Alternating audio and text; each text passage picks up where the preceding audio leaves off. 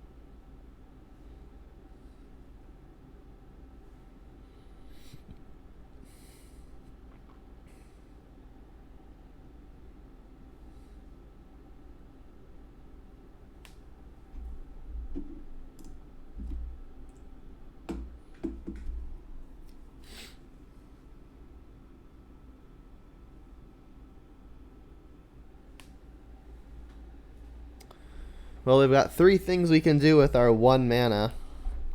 But if we're not a creature deck, we have 0 things we can do. So I think this is going to be a mulligan. The opponent has also mulliganed. This hand is much better.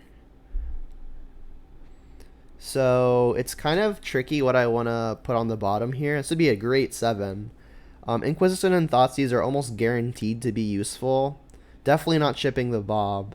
So I think the decision here is between Bloodbraid and a Thoughtseize. I could see argument for pitching another land, which I might actually end up doing. It puts us kind of far off of the Bloodbraid, but then we've got 2 great interactive spells and a creature to follow it up. Definitely a keep. Bottoming a land is risky, but I think I'm going to do it. And then hope that this Bloodbraid doesn't get stranded.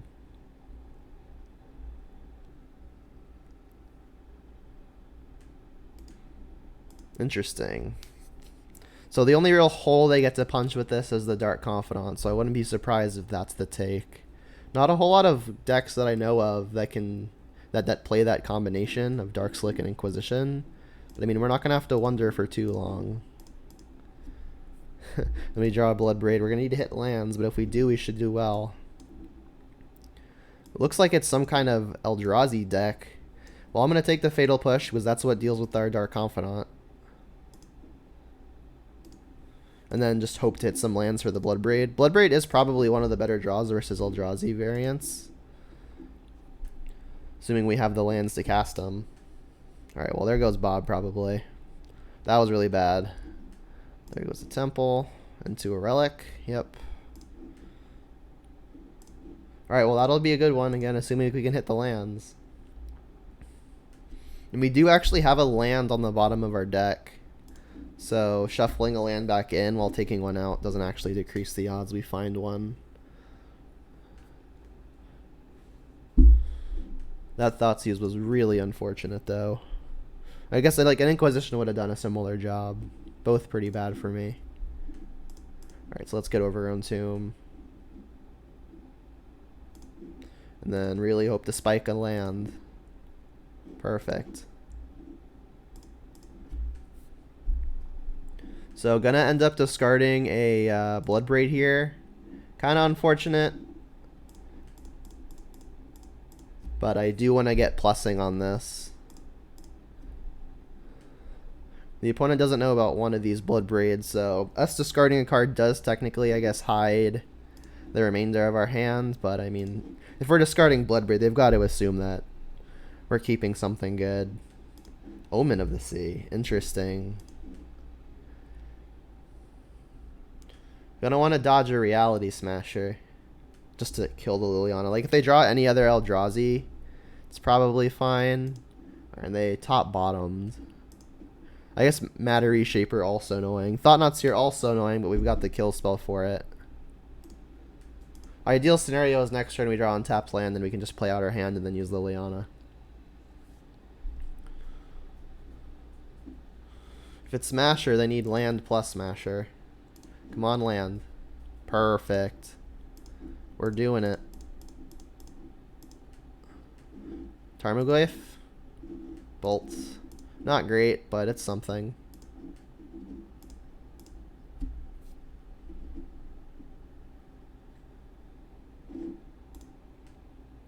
They chose to ditch a land, so they're probably protecting a spell in their hand, or else they would have played it.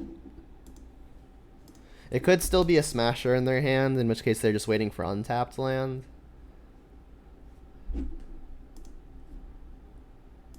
We're almost at ultimate. Well, that obviously not ideal, but we can keep on ticking away. Remand. Wow, what they're playing some kind of pile. So I guess there's an argument to holding Bloodbraid back, because if they attack with the Reality Smasher, I can absorb 3 of it. Liliana like, yeah, I can absorb 2 of it. Liliana will take 3 going to 3, and then I can still Edict the Smasher away. But they're at 12, and I do want to get them dead. Like, now they might just sacrifice Omen of the Sea in an attempt to try to hit it. But now, even if they smash her, my Liliana gets to stick around for a turn anyway. I think I'm okay with that.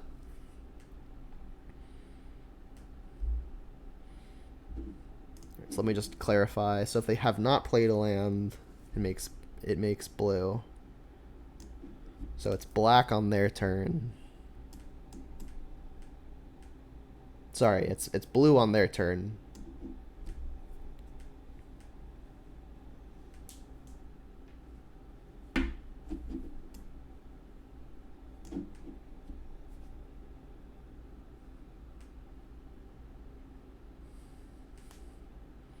They did go 2 bottom with that, by the way. Yeah, my guess was they're trying to hit a land for a smasher.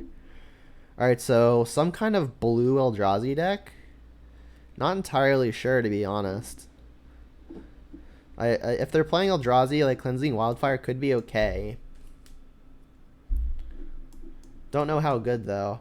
I'm assuming they're not playing anything that cares about the graveyard, because they played main deck Relic of Progenitus. I mean, if they're a control deck, which it looks like they are, Bitter Blossom could be quite good.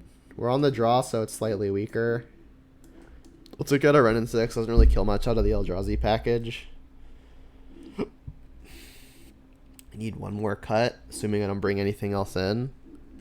I mean, I really don't expect Lightning Bolt to be killing a whole lot. Maybe I should just bring in, like, 1 copy of Cleansing Wildfire. I could bring in other copy of Fatal Push. I could actually see that. So over the Cleansing Wildfire probably not going to be that good. What's up, Edido? Edido? You think it sounds good? Yeah, I think it's been good too. I mean, in my testing, it's been pretty phenomenal. Out of like the 10 times I think it's at the battlefield, it's greatly contributed to winning me the game. Probably like 7 of those times. Let's do this.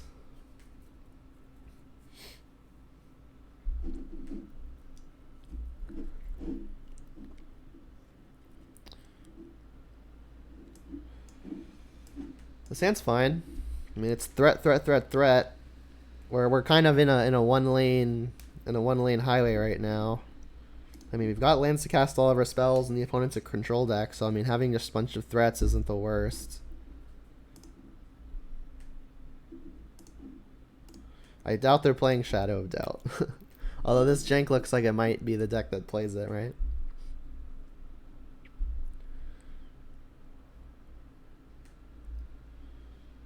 Ratchet Bomb. Alright. Well, they can take that up to eventually kill my Dark Confidant. But we're going to get the Dark Confidant is scheduled to get a card before the Ratchet Bomb goes off.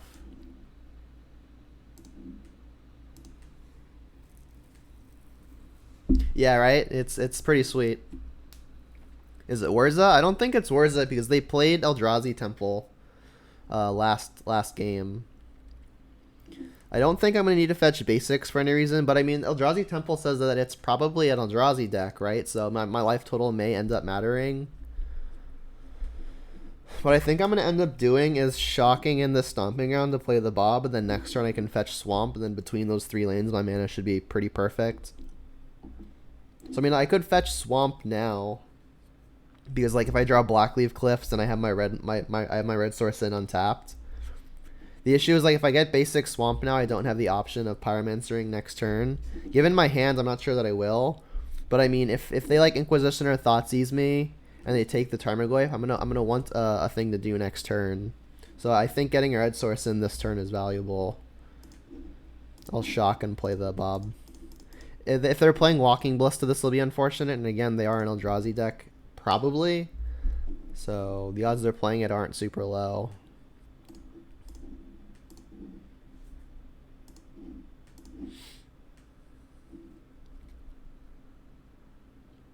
There's the Thoughtseize.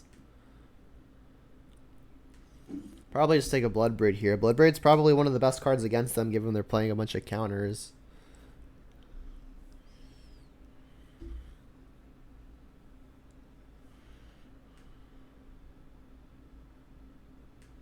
Really don't know what's going on. Push, yeah, annoying. And a Relic. Alright, well, Relic is going to do a pretty good job at mitigating Tarmogoyf, so maybe I just want to play the Seasoned Pyromancer now. I can ditch the Tarmogoyf and something else. I mean, it's possible Tarmogoyf is just too good to ditch anyway. I'm expecting it to be better because the format has slowed down a little bit. The number one deck, which is 10% of the meta, is Uro Piles, and even after that categorization, Niv Mizzet is not super far behind, and that's just another basically Uro pile. So, I mean, in a world where I want to be slowing down, I think Seasoned Pyromancer could be a good thing to do. So, I mean, I could just go Inquisition Tarmogoyf here and then, like, plan on Bloodbraiding on the following turn. I mean, with the opponent having only 2 cards in hand, Inquisition could be losing value pretty soon, so I think popping it off now is probably not a bad idea. Because I would like every resource I have access to actually be worth something.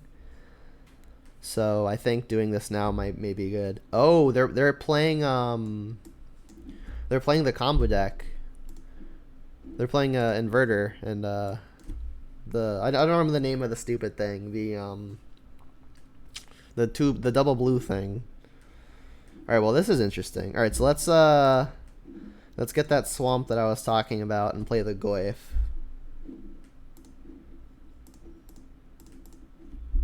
Thassa's Oracle, thank you. That's it. I can never remember the name of stuff. I just remember what stuff does.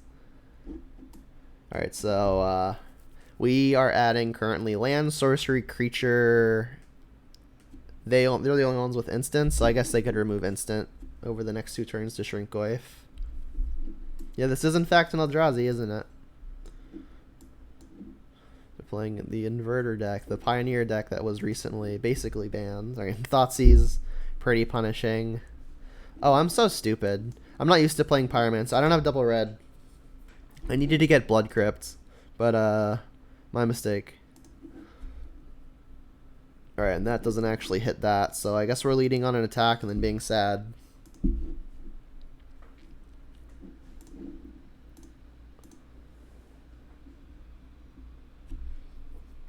What's up? How's it going in chat?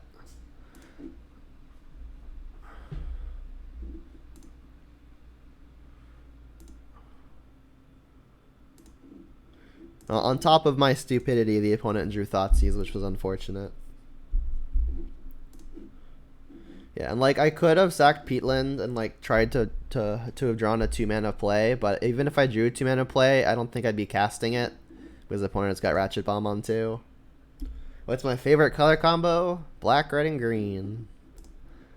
Alright, let's sacrifice this, trying to find the red. Alright, well that's red. Liliana's great too. We've got the mana for that one as well. Alright, I'm going to attack first so that if they either pop Ratchet Bomb or the Relic, and then I Liliana plus, I'll actually have cards in the yard. Like, ideally they pop the Relic here, and then playing second main Liliana is advantageous because we can start filling the yard and resizing the Goyf. And they're doing it. Whoa, Rapacious One. Thanks for the raid. I appreciate it. Welcome, everybody. We're currently in match 1 of our 5-match league. Alright, so they popped the relic as we were hoping. We can now play Liliana. And now that relic is off the table, we can start resizing the Goyf, which will hopefully entice them to at some point sack the Ratchet Bomb so we can get stuff in the future. Inquisition does Stone Cold nothing right now. We'll discard that. I guess not technically true, they just drew a card. But our other cards do more, so let's discard that.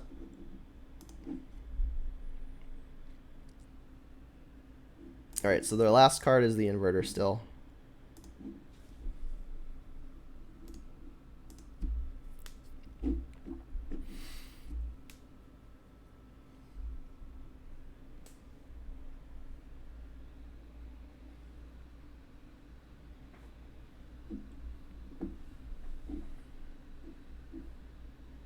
Ha! That was really, really good. What do you think about that one, chat? Get rid of that. Play this. Get that 3 for 1. Solid.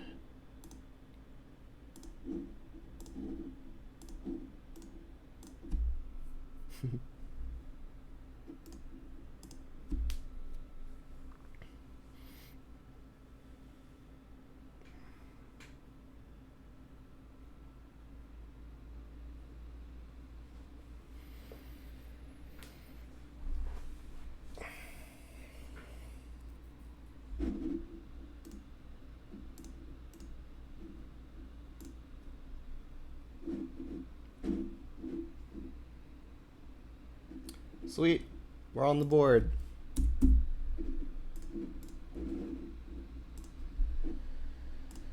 For those just joining, here's our current deck list. You can also find it by typing !deck or !deck list in the chat. It also should be in the chat pretty recently, so if you scroll up, you'll find it. This is trying to tune a little bit to beat the various Uro and Niv Mizzet and now Omnath strategies. So we're playing extra 2 for 1s, and we've reduced the number of 1 mana interaction. In terms of removal, we've kept the standard 6 1 mana hand disruption package, but shaving on the 1 mana interaction in favor of the top end like Kolaghan's Command, Pyromancer, and Bloodbraid. Still not a fan of Kroxa. I do like Kroxa as a card. I think that there's a lot of graveyard hate running around right now, and it kind of just gets caught in that kind of tide. I mean, like, I don't really expect people to bringing graveyard hate in against Jund a whole lot anyway, so it's possible that now might be the time for it.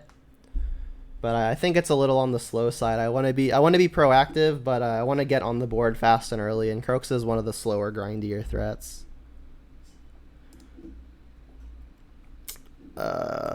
Yeah. I mean, I don't think I can ship this in the dark on the play. 3 Ren, yeah. I don't think I can ever not play 3 of that card unless there's a very specific thing happening, you know. Yeah, I'd be interested in trying out Kroxa again, though. It's not a bad idea.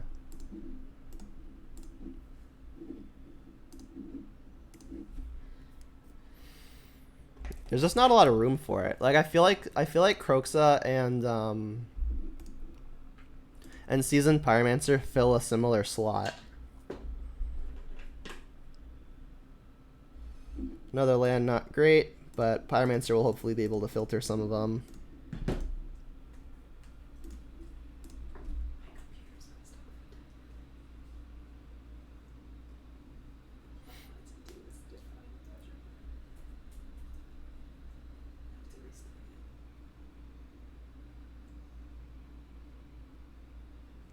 Alright, so we're going to have to find an answer to whatever equipment they're getting. I'm assuming it's a sort of Feast and Famine. Batter Skull also defensible. Shadow Spear? Maybe they've already got the other equipment in their hand. I don't know about this one.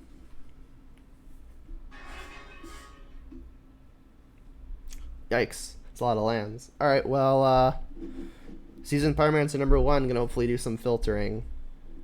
Let's just get one of these in. Say yes.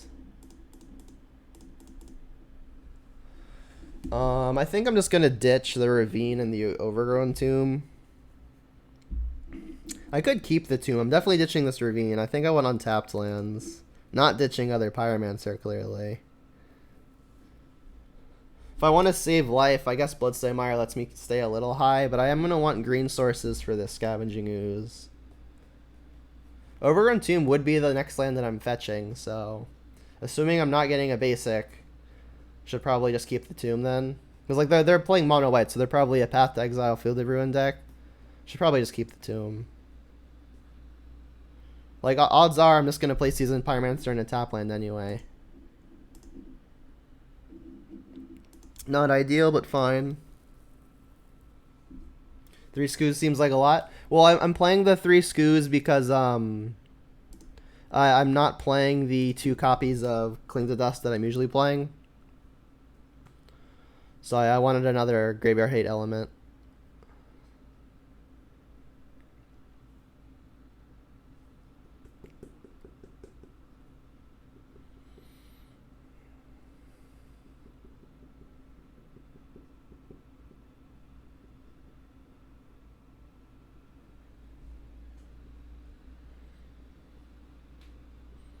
So overall, I expect this matchup to be fine. But we did not have the early answer to the Stoneforge or the Giver. So we may be fighting an uphill battle depending on what happens here. Them getting Shadow Spear indicates that they probably already have one of the other good equipment, because I don't think this is what I would get versus Jund. Rude.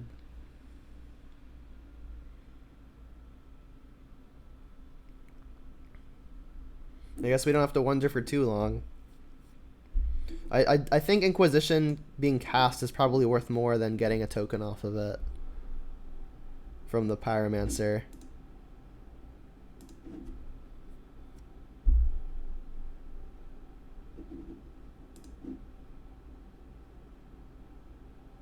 Ooh, Terminate, not a bad one. So we are going to have to target Giver of Runes before anything.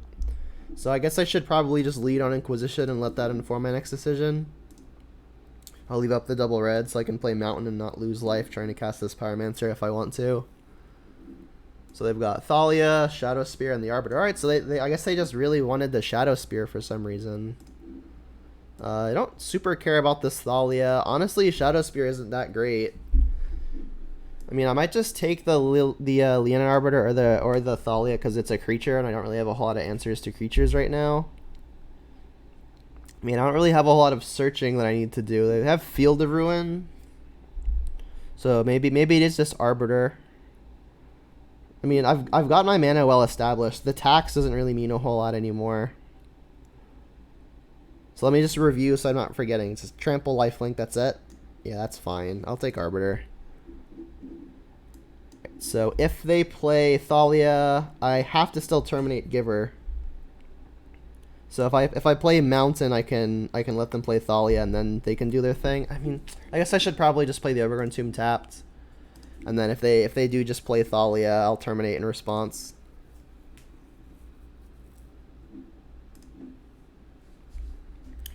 And the next turn I'll try to get the multi for 1 off of the Pyromancer.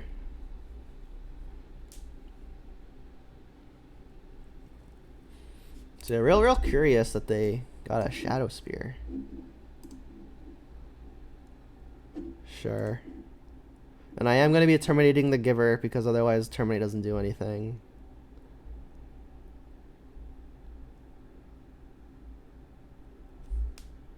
Skyplacer plus Displacer. Oh, the Skyclave? Yeah, that seems very good. And I love that name, Tarmagoofy. That's great. Equip Flicker Wisp. Oh, that's good too, right? And again, I have to get the Giver out of here first.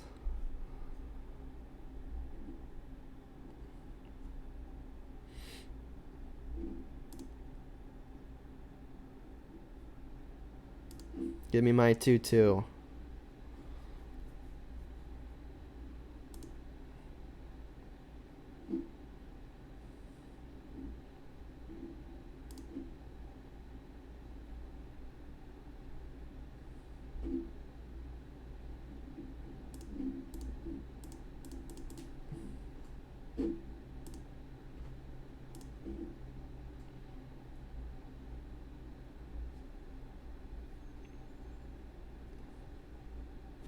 Containment Priest Rust Displacer. What seems wrong? Alright, well I guess I'm just gonna go Mountain Pyromancer, hope to hit some goods.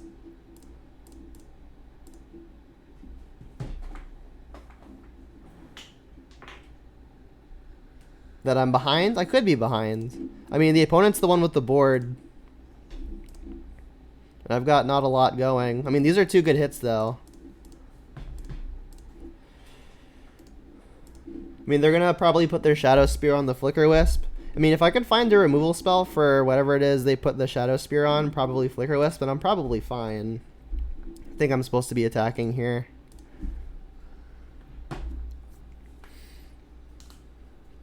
Yeah, I mean, I think we're close to even. This Bloodbraid and this Ooze were definitely good pickups, and I'm gonna have to make sure not to forget that I've got a Raging Ravine in play as well as additional pressure if I want it. We're not doing terrible. Yeah, I do agree though. Containment Priest and Displacer is what I would call a combo. It's a good one. Equip 2. Sure. That one? I guess. I mean, they've got so much mana. They could probably put it on a Flicker Wisp, attack, and then re-equip. This is strange to me. I could double block. I mean, maybe they're trying to bait me into trading for this Ooze. I mean, there's not even that much food for the Ooze. I kind of like just getting this Skyclave off the board. It prevents them from flickering it in the future, and it also gives me a 3/3. I mean, I know their last card is Thalia, so I actually think I'm going to accept this trade. This trade just seems actively good for me. Like, sure, you'll gain 3, but, like, that was happening anyway. Give me a 3/3.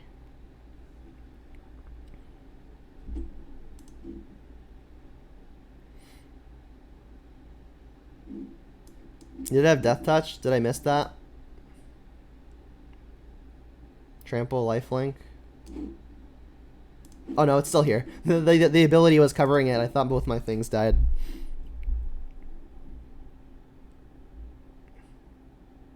Sure. Yeah, we seem ahead now. Wow. I'm still probably just going to jam the Bloodbraid. Actually, maybe not even, right? Because if I jam the Bloodbraid, Bloodbraid's not even attacking through Thalia. I kind of like just getting the Renin 6 in play. Yeah, their attack was real funky.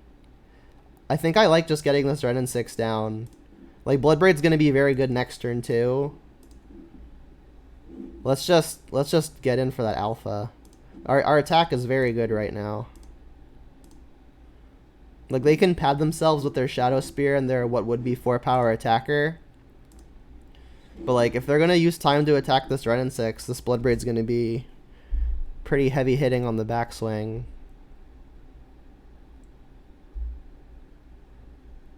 I think we should be behind, but the opponents had some pretty, I think, questionable plays.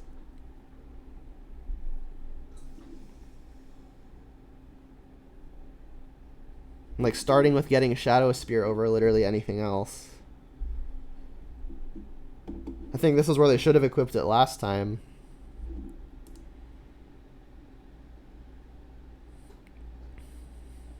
Like, this doesn't block super well, so they should definitely just attack, right?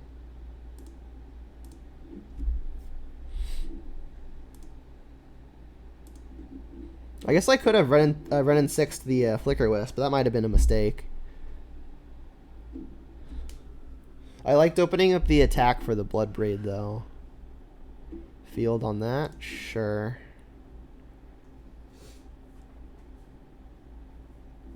Does it matter here?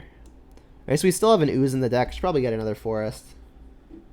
You thought I was going to kill the Flicker Wisp? I mean, I like opening up the attack for the Bloodbraid just because it makes the race closer, but maybe not even... That might not even be the case if they're attacking with the Flying Lifelinker. Equip there. I don't even think that equip is correct. I mean, sure, it turns off some of my attacks, but now if I draw another Renin 6, I get to kill their Flicker Wisp. That might not be a super big concern, though. Oof. How do we feel about that one? This looks like Kolaghan's command, kill your thing, kill your Shadow Spear. Kolaghan's command really, really good here. You didn't agree at first, but now it feels right. They didn't block? Oh, I guess we're not in blocks yet. But yeah, I mean, I just, like I said, I liked opening up the ground attack because it makes them have to question their own attacks more. But I mean, I feel like any time a play opens up the possibility that for the opponent to make a mistake, it's usually got some merit to it. All right, so we're gonna blow up Shadow Spear and kill Flicker Wisp and just really blow them out. All right, so destroy artifact, that one. Destroy another thing, that one. But yeah, would have loved to Bloodbraid here, but this just seems a lot better. Command at its best. Yeah, that was really good.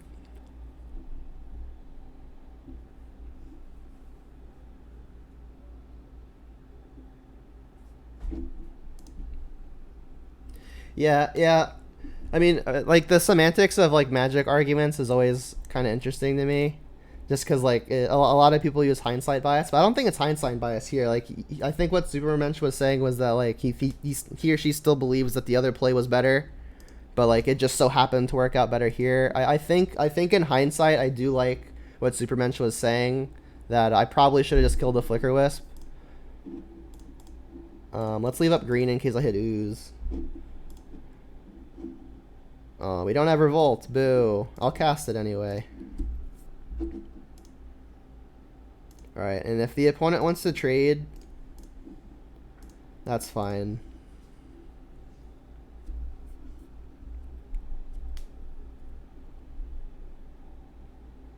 Take your licking. Alright, we're ahead.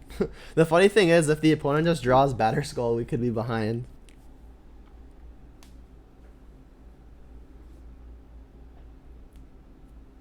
No Batterskull, please. I don't know. It's probably not even worth it to Thoughtseize.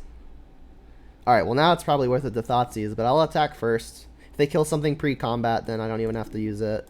But Baba's a pretty good draw. What's up, Nick? Glad to see you back.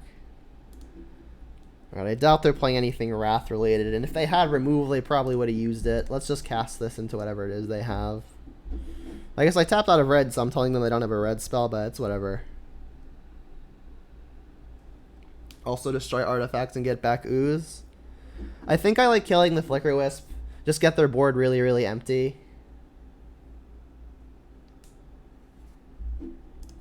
Like, I could get back Ooze and, like, get another creature on my side, but I like getting rid of the Flicker Wisp, especially because they're probably playing a few extra Flicker effects, and getting the board empty has some value. Alright, I like Anger. I like the Bitter Blossom. Seems like it's going to be really good here. I guess I should probably bring in the extra Fatal Push. Not even sure what to take out. Like, this entire deck seems pretty well suited to deal with them. I mean, honestly, Ooze doesn't seem like it's going to be fantastic. They don't really have a whole lot of things that require a graveyard to be good.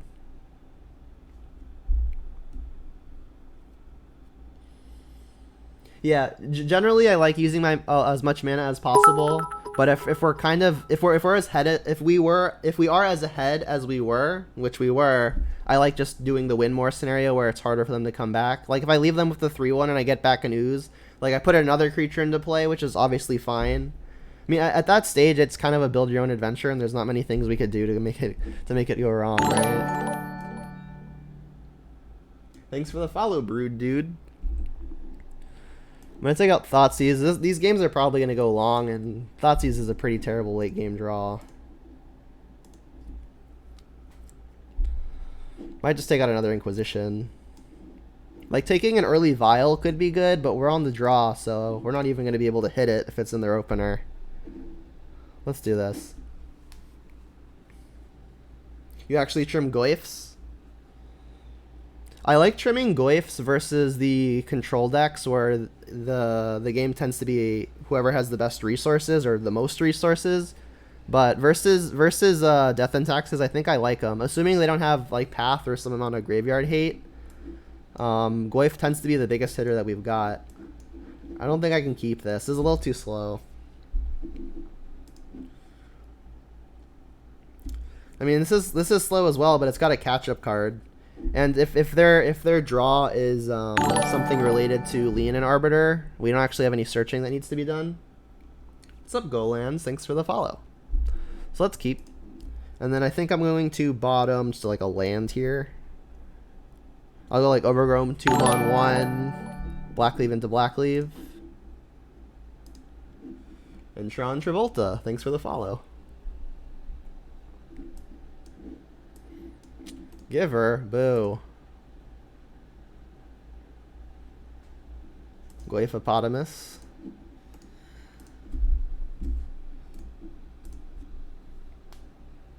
I got raided not too long ago. And it looks like most of the people who came in with the raid have stuck around. I appreciate that. Stoneforge. Wait, what did they get? They didn't get anything? That's a little sus. Do they just somehow have all of their equipment in their hand? I mean, I doubt it. Fatal Push is actually kind of nice draw, because like now I can Fatal Push the Giver of Runes and Anger of Gods the rest. Anger of the Gods the rest. Like I could Tarmogoyf here, but I think I want to get their board empty for my Liliana, so that way the Liliana is even better. So I think I'm just gonna pass, and then I'll end of turn push the Giver. Yeah, they might have accidentally clicked through their search. I appreciate you saying so, Supermensch. Oh, by the way, this is stream number 40. Thanks for the follow, Supermensch. So I've actually got a bunch of these videos already recorded, and they're on my YouTube channel. You can find the name of my YouTube channel is on the bottom left of your current screen. It's just my name. All right, so let's kill the Giver.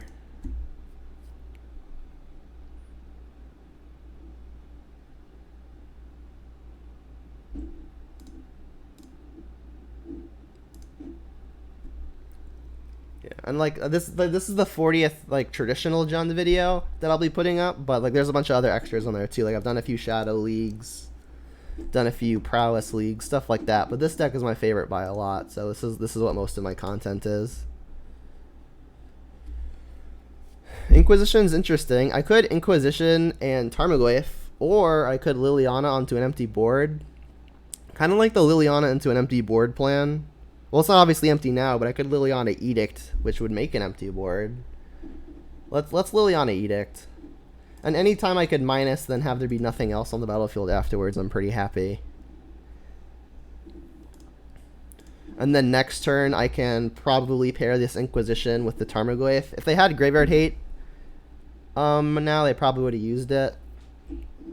Okay, they had the Batterskull. Oh, they had the Batterskull. Rip.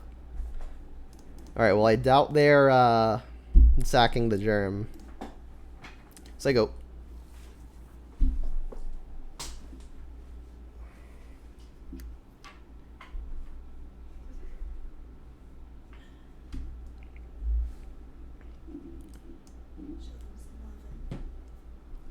I have a big crowd right now. Huh? I have a big crowd right now. 42. I had a raid.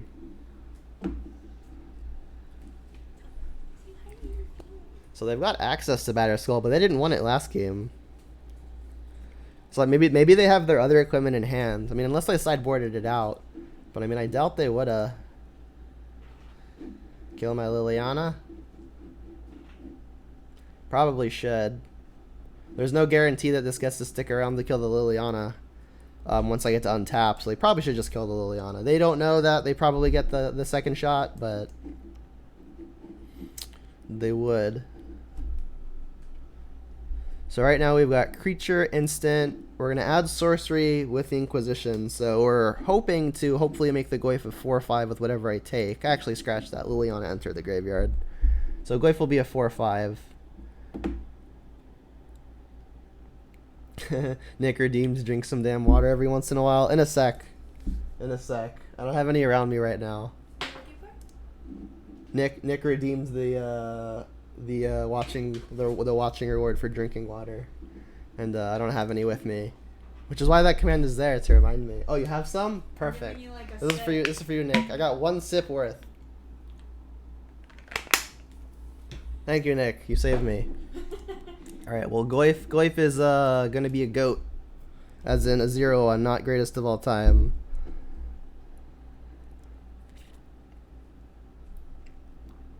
Kabura takedown. Alright, that's a new one. Alright, well, I guess I should play the Tarmogoyf if it's not doing much better.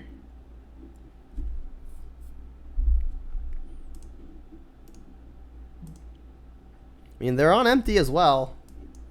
We've got an answer for whatever it is they could play, and then a powerful follow-up, so we might be ahead. Yeah, they always bring in, like, the rest in peace. Interesting to note, too, is I know you you were questioning earlier my position on Kroxa, and I brought up that if they have Graveyard Hate, like, it just incidentally gets caught by that, and here it is showing up, right?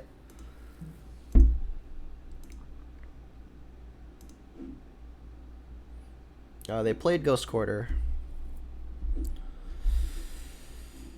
So, I guess I'll just slam the Bloodbraid. I may want to keep the Swamp in my hand if I find a Liliana and get to plussing. Bolt. Not great. Probably my worst hit, to be honest. Actually, that's a lie. I could have hit Inquisition.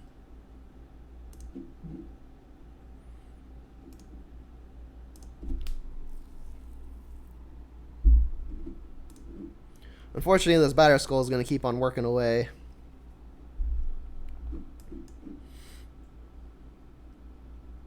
Even if we find a Fatal Push or a Terminate, they get to just bounce the Batter Skull and redeploy it.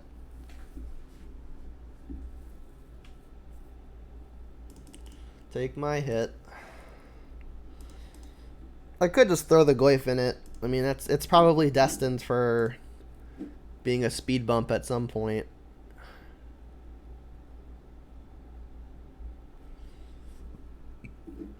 Uh-oh.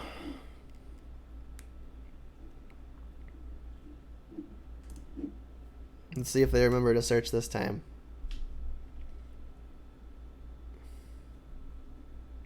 They failed to find again? Maybe they just boarded out the other equipment and they're only playing Batter Skull.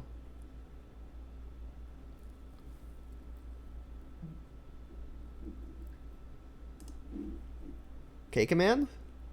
Hey, we did it. Alright, so they can pay 3 to bounce it, so I'm going to have to pick my spot.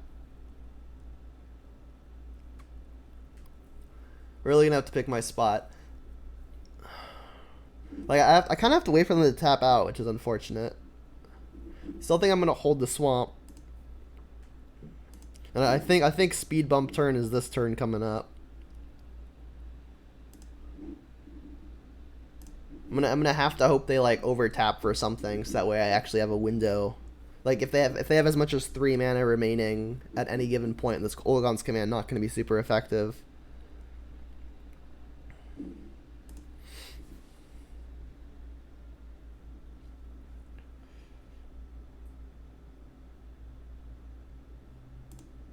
All right, speed bump. Bump.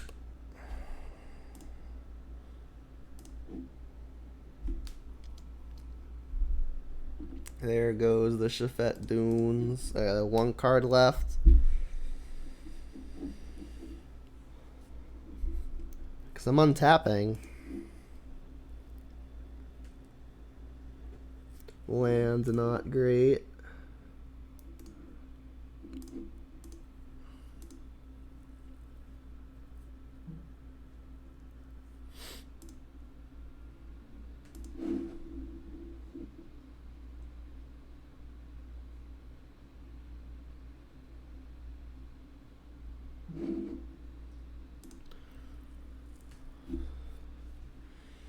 Yeah, take my 4.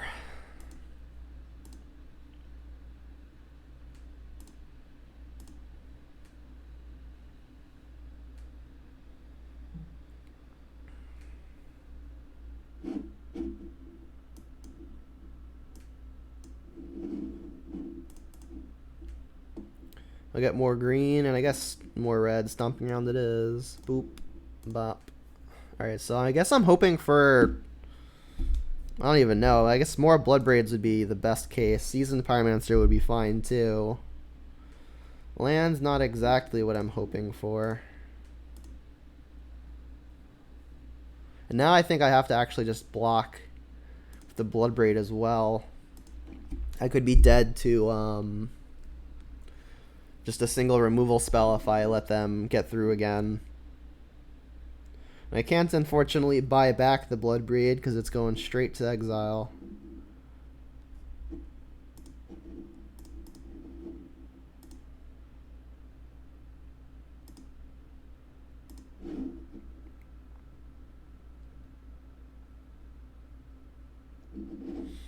Castle Ardenvale? I'm not beating that. I guess I actually do just die if I sacrifice this. I'll be getting hit for 6, assuming I don't want to just kill something. Oof. Alright, I'm dead. So we did see the graveyard hate. You think command isn't getting there? Yeah, not this command. I should have called something else, right? Instead of calling the K command. I could bring in Ashiok as a means of preventing them from searching, but if that's the only job, I think it's not good enough. I mean, I could try bringing in Thoughtseize, so as a means of sniping like Batterskull after they search for it. I mean, now that I'm on the play, I could definitely see bringing back in this other Inquisition, because if they have Vial, now I can take it, and there's definitely some more value to Inquisitioning into playing a 2-mana threat if I can have time to take the it's harder to play a 2-mana threat if their important turn is also turn 2, because that's their Stoneforge turn. So like being on the play and being able to go 1 into 2 helps me defend versus opposing threats while also being able to get on the board preemptively. So I do like bringing in that as an extra copy. So I guess I'm cutting something. It's not red and 6. It could be Glyph. Like, we saw Glyph be pretty bad there, right? I do like how it's one of the harder hitters, but I gotta make a cut somewhere. Don't want to cut Bitter Blossom, don't want to cut Bob. Ooze kind of has the same fail rate as Tarmogoyf, but at least it's a 2-2.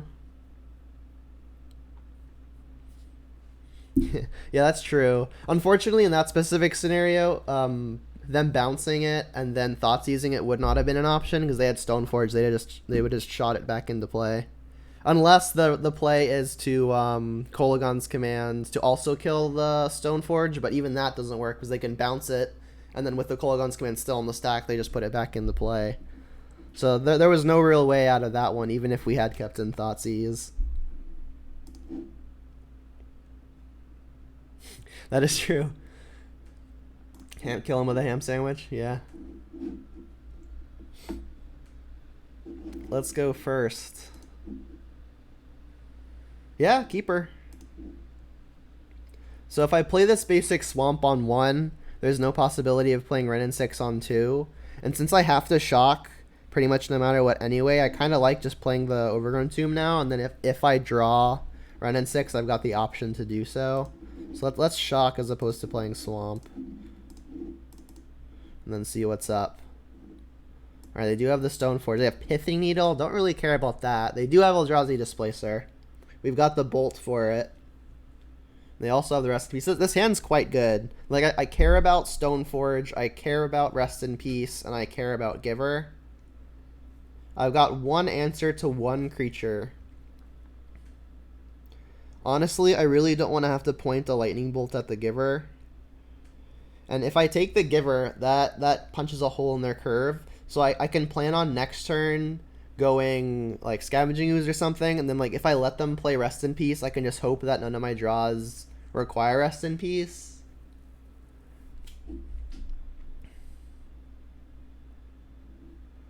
I think I'm just gonna take the Giver to punch a hole in the curve. And like I said, I really don't want to have to use the Lightning Bolt on the Giver, so this kind of avoids that. Yeah, the use will be sad about the Rest in Peace. Needle, sure.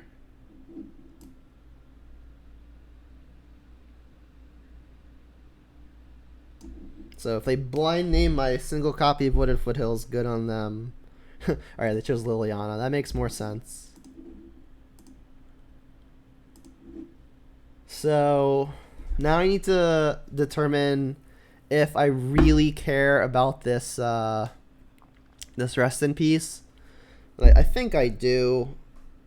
Like, the opponent, this game is gonna probably go a while, so there are gonna be creatures in the yard, and like one of my better threats going down the line is gonna be Goyf.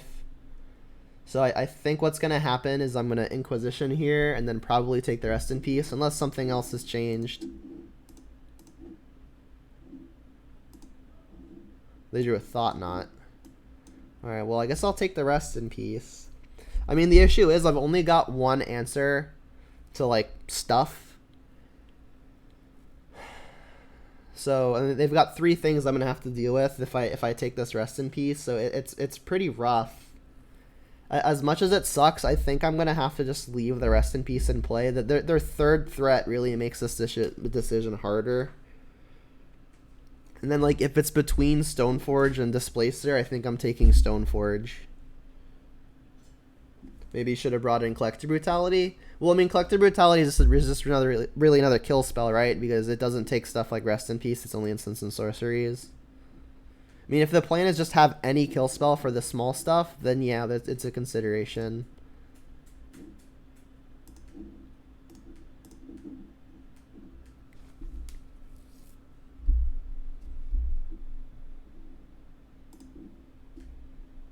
R.I.P. Yep. Joke's on you. I still have a grizzly bear. Alright, so they've got Pithing Needle on Liliana. So that said, should I adjust and no longer prioritize double black? Definitely want to get red here for Seasoned Pyromancer. So it's looking like Stomping Ground. I probably still want multiple green. And I've got Swamp here. Yeah, let's get Stomping Ground. Then I can go play basic Swamp, play Ooze. Oh, we're doing that. Let's do that. So if I play the Swamp here, it's just like, what if they draw a Leon and Arbiter, right? Yeah, if they draw a Leon and Arbiter, I'm gonna want to kill it. But I'm gonna want to kill it on my own time. So I'll play Bloodstained Mire, and then I'll just untap if they play something, and then bolt it afterwards. There's no real need to bolt it super quickly. Let's just get this down.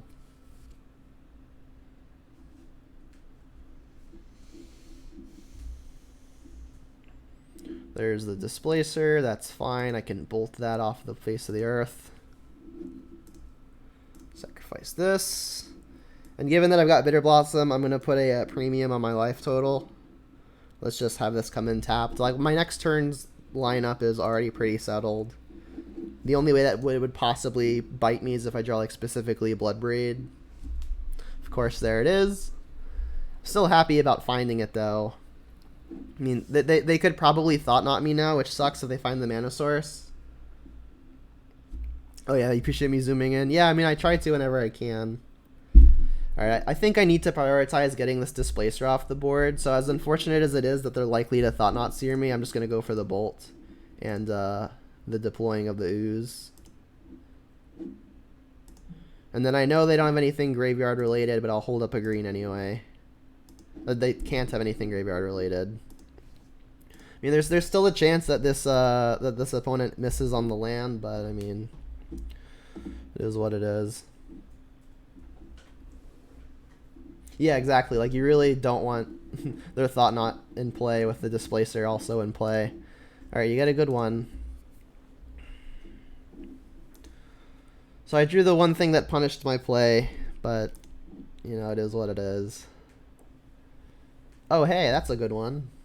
They've got one card in hand as well. I don't think this 2 damage is going to be worth a whole lot. I think what I should probably do is attack both. If they decide to block the Scavenging Ooze with the Thought Knot, I can have them discard and do 2 to the Thought Knot to finish it off. The issue is if they don't block it, am I reserving myself to blocking with the Fairy Rogue? I mean, if I'm blocking with the Fairy Rogue, I'm still getting an extra damage with the Ooze. So I think I'm going to attack all and then see what they make, see what blocks they make. And I really don't value this Pithing Needle. I mean, if they're not going to block, then I guess my other mode will be Destroy Pithing Needle. That makes Liliana a good draw again. And I should do it now. I don't want them to have access to their card in their hand to give them a choice. So I'll have them discard and destroy the needle. I don't think doing 2 damage to them is going to be super important. I mean, I guess let's do the math just in case. So next turn I'm hitting them for 2, and then for 3, and then for 4, that's 9. Yeah, that's 9. And then for 5 is 14. And then for 6... So it does not actually shorten the clock at all, like throwing the 2 damage at them, because it's 14 and not what would be 15 if I 2 to them. So I think I'm just gonna shatter and have them discard, because then Liliana is just a really good draw again.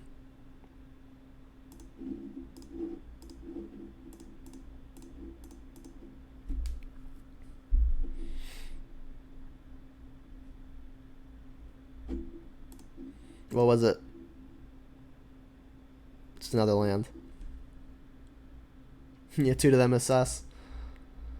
I mean, I need to dodge a good one. All right, that's a good one. They can fade 1 fairy per turn. All right, let's block. Fairies aren't going to stick around very long because of this displacer, unfortunately. That was a really solid hit. I mean, we have a lot of good hits as well. We need to hit not a land.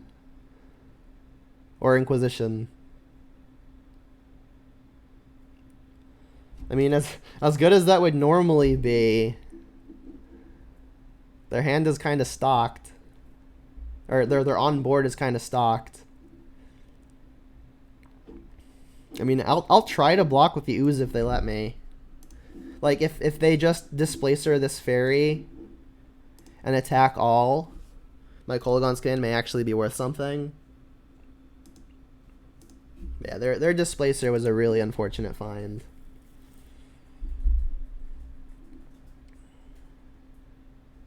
Really need him to brick here.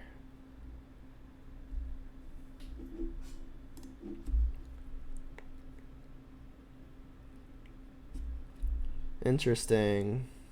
Alright, so now do I want to kill their Thought Knot, or do I want to kill their Displacer? Funny enough, I'm pretty sure I just want to kill the Displacer.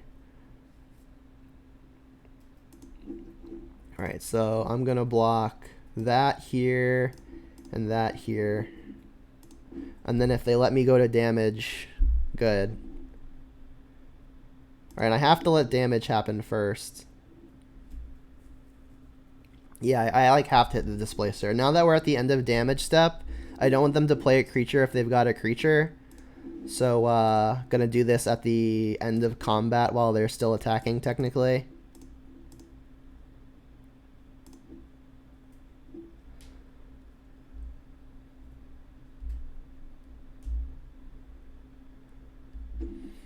Let's see what we hit. We hit an Arbiter, so that did well for us. Alright, our Bitter Blossom is live again. They don't have a Displacer taking it away. Still need a good hit. Like, Bloodbraid would be the nuts. I mean, that can combo with a block to kill the Thought Knot.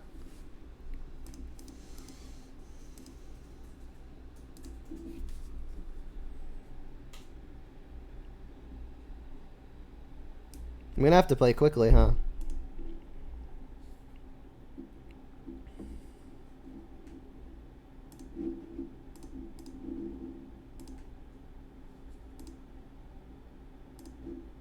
Did you brick? Please tell me you bricked. Hey, they presumably bricked. You had a lot of your creatures in the matchup. That's a good way to do it, I think. I mean, it's really just like a theory crafting type deal. You just kind of have to test it and then see what works best. Honestly, I don't know if that's the best way to go about it, but it seems like a fine way to go about it. Bloodbraid? Nope. It's okay. We've got our threat in play. We just need to hope it's good enough. I mean, Bitter Blossom's going to start smacking for a lot real soon. Not a popular take. I mean, that's one of the things where you kind of just have to sit down with a buddy and just like jam like 20 matches and see what happens. Castle's interesting. That can pump out a token a turn. Bloodbraid? Push, sure, I guess. I guess in the event I hit a Liliana, I should keep the swamp in my hand. Alright, close, close, close, close, close. Now I'm going to have to decide if they make a token with castle and they start attacking me, how do I want to handle it? Like, should I block with rogue or should I push it?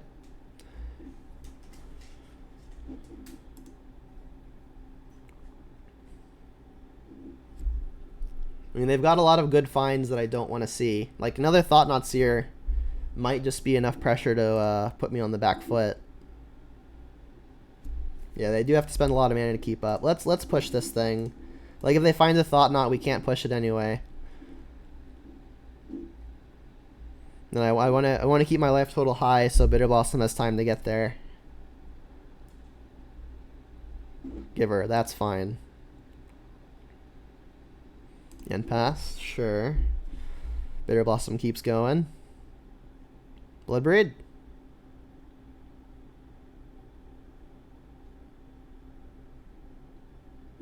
Goat.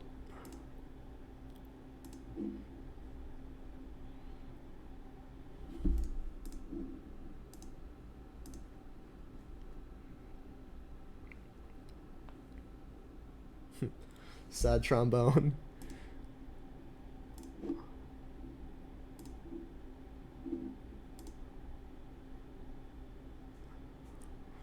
I mean, I think we're looking good.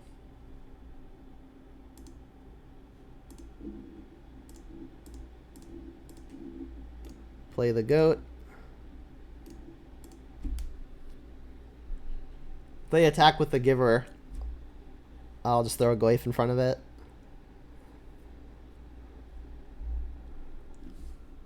I mean, it's possible Glyph is going to be good for a better block later, but I'll just do this now. Like, this is unfortunate if they find a heavier hitter like a Thought-Knot Seer.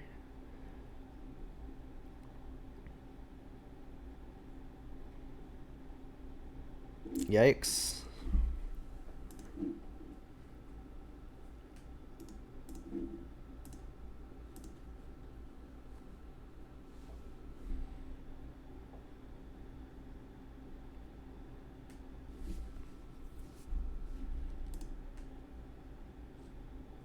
Pretty sure we're winning this race as is.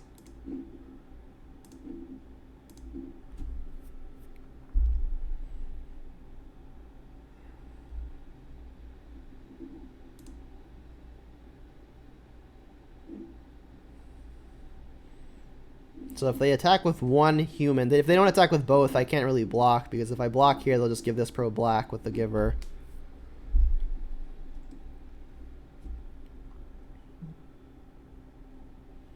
Still gonna need the opponent to brick something. Alright, they are attacking both. Does that make my decision any more interesting? I mean, if I just take the damage here, I only need 3 fairies to kill them next turn, so I think I'm taking this hit.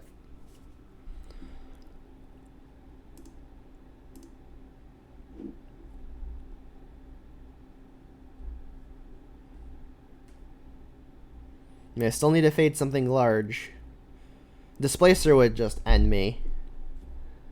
Here it is. Alright, that's annoying. They're taking the Bitter Blossom? Okay. I mean, the damage is kind of done. There's another one. Alright, so if I attack all, they've got an attack for 4, which only puts me to 2. And then even if they path one of my rogues, I'm killing them. Like, the only way I die is Reality Smasher, and I can't really beat that anyway. So I think this is an attack all. I think the opponent should have just taken one of the rogues. Because, like, me losing a life every turn is kind of real. Yeah, I'm not going to play this other one. Now they have to remove 2 fairies or, like, have a Ratchet Bomb or something.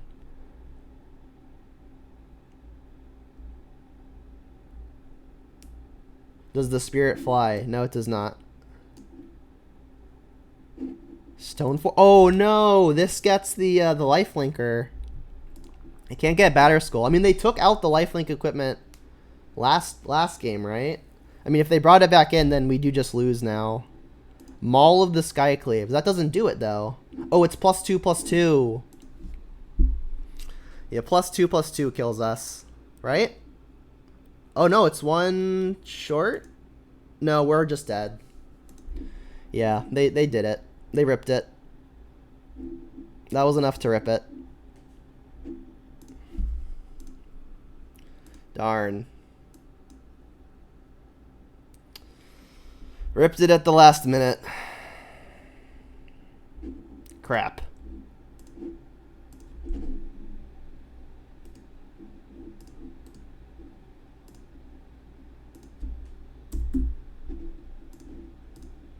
Ugh. That's Stoneforge. Yep.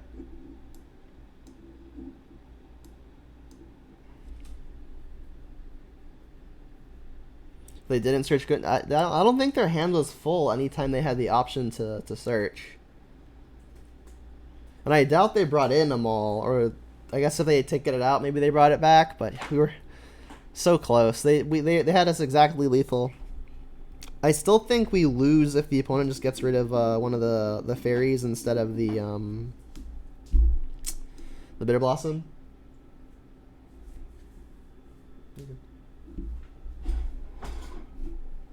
Yeah, they could have just misclicked. That's also a possibility. Sucks to be so close. We did draw a few bricks.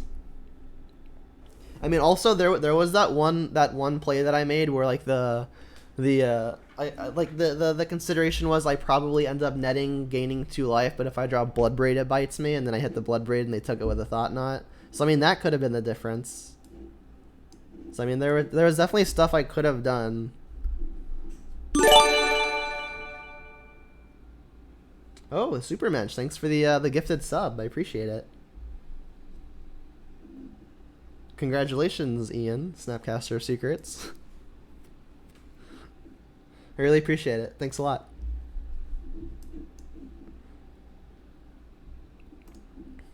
Alright, so it looks like we're playing against an Uro pile, which is what we built this version of the deck for, so let's see how it does.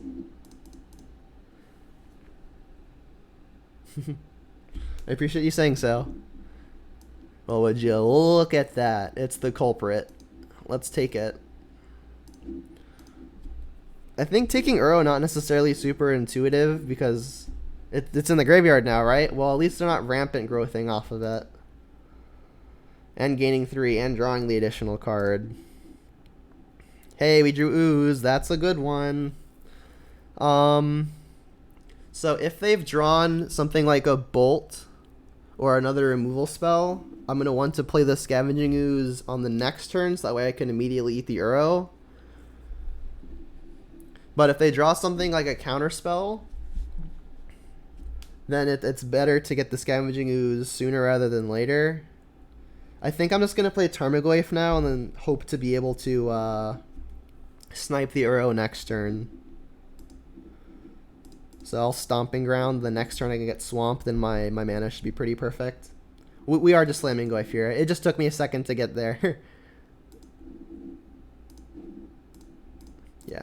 The reason why I don't think it was super obvious is because like I was mentioning, if they draw something like a counter spell, be it Remand or Archmage's Charm or Mana Leak, we really want this Ooze to get down, so we have the ability to get rid of the Uro. But if we do it now and what they've drawn is something like a Lightning Bolt, or like even a Stomp some decks are playing now, like the Bone Crusher Giant, then we could get bitten in the butt. Yeah, like we know their hand, but it was just like, what if they've drawn it?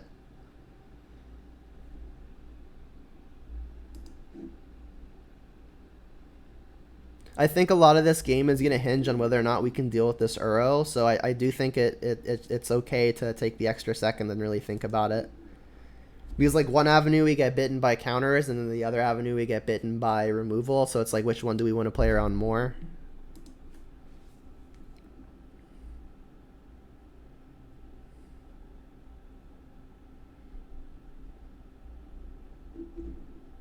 Doing this now is interesting. This could mean 2-mana counter.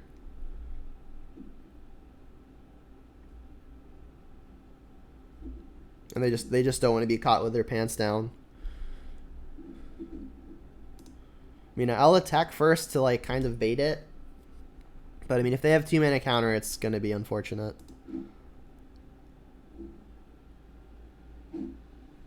Remind me later. Alright, I mean, I guess I'll lead on an attack. I doubt this evokes anything, but you never know.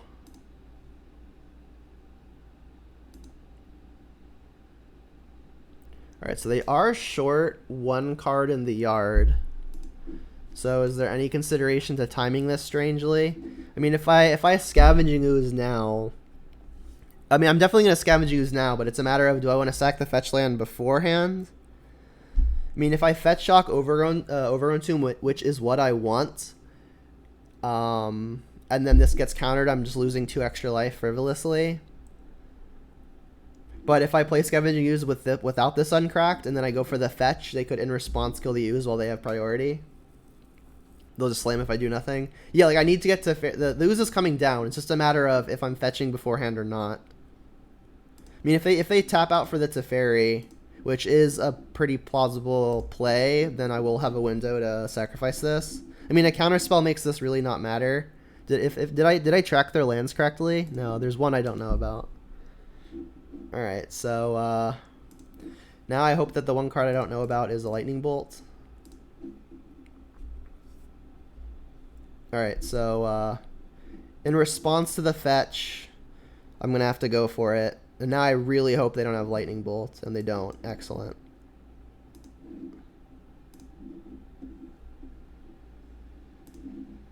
Get this Uro out of here. Bye.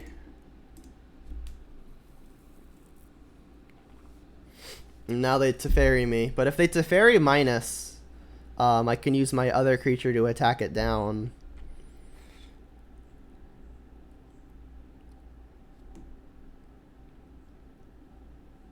This is going okay.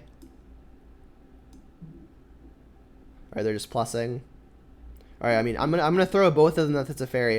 If they found the Path to Exile, I can use a burn spell to take care of it. But I need this Teferi to go away. If this thing gets activated again, I'm just falling more and more behind. Pyromancer, not a bad pickup. One of the cards we're playing to beat decks like this. Alright, so in the ideal scenario, this attack gets the Teferi down and we don't have to use another resource on it. But if they've got something like a Path or a Bolt, we may need to commit something else. I'm going to have to be careful on the timing too, because they do have Force of Negation. Let's get green. No other creatures in the yard currently.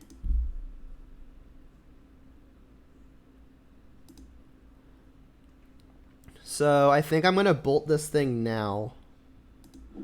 They can force it, but we don't know that they have another blue card. I also don't want them activating it again.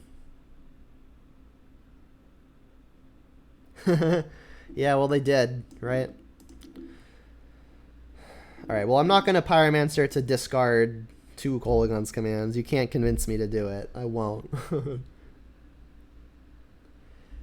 Yeah, Teferi is nutty. This Teferi is like good, but it's not like busted, you know.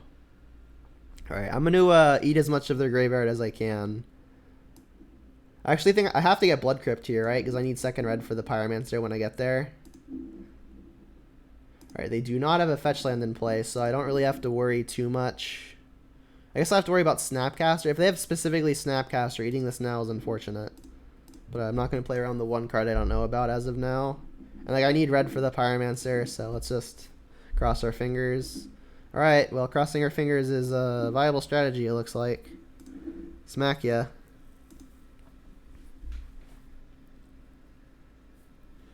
Path again. Boo. Alright, so we know their hands. Actually, no, they played Temple Garden. Alright, let's get more red. play the other ooze. Get this thing out of here. I guess I can wait, but there's no real reason to wait. So I go. That is the Temple Garden that they use. Alright, so they've got Force and 2 others. Alright, so I'm going to have to be careful of this Tarn because it could represent a Mystic Sanctuary. I mean, they don't really have a whole lot of good targets for right now. I'll eat the Growth Spiral. It's their only good target, and if they want to use a Mystic Sanctuary, exiling that, I'm completely okay with that.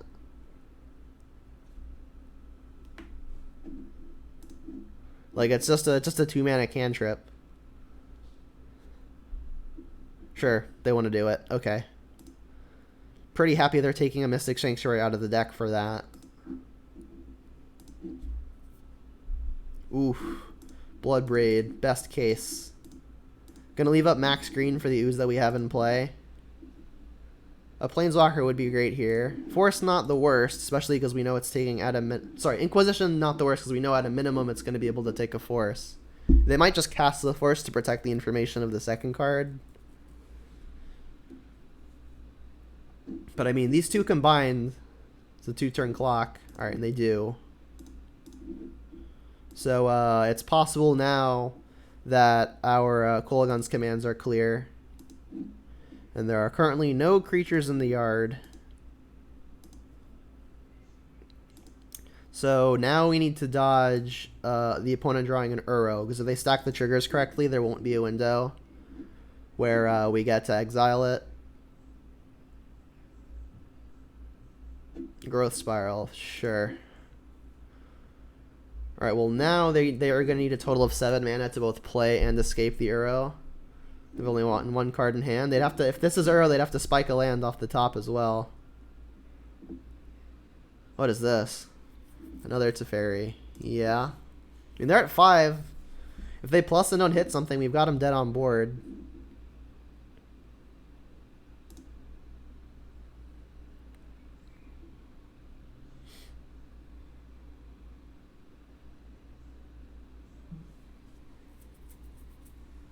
We win. Great. Alright, so we're playing against Bant. I like the Collected Brutalities more than the Inquisitions because they hit things like Cryptic Command, whereas Inquisition does not. And additionally, Inquisition misses on a lot of the stuff we care about anyway. Things like Teferi and what's the other stupid thing I'm trying to think of? Cryptic. Doesn't hit Cryptic.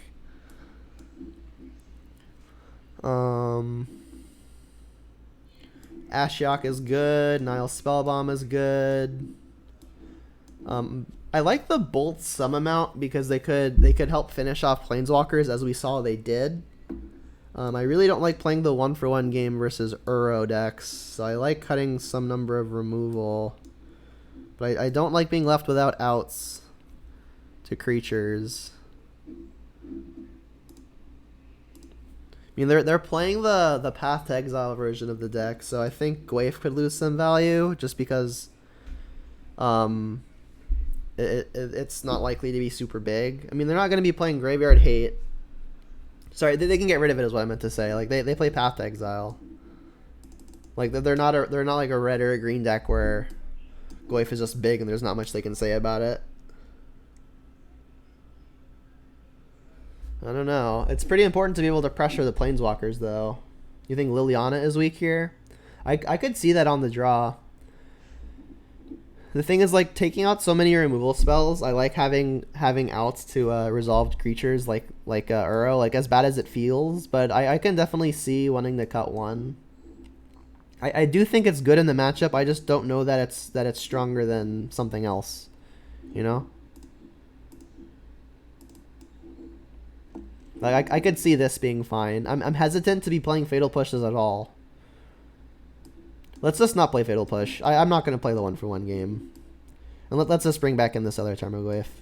I could bring in Cleansing Wildfire if I think that Field of the Dead is going to be a big concern, which they're probably playing Field of the Dead. Issue there, though, is that if I'm Cleansing Wildfiring it, it's probably done the damage already. Is this not a bit of boss matchup? Oh, yeah, it is. It is. Yes, I'm being stupid. Thank you for reminding me that I'm an idiot. It's kind of one of the reasons it's here, isn't it? All right, let's cut back this Goyf and we'll cut back this Liliana again. Yep. I should for sure be playing the Bitter Blossom. It just kind of escaped me.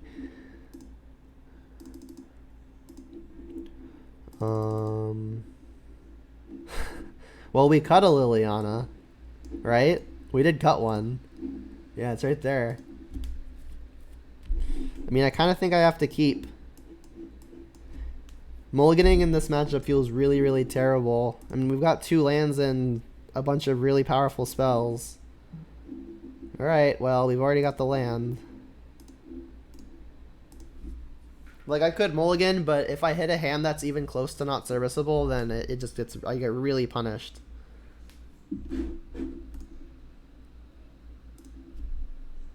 They missed a land? Okay.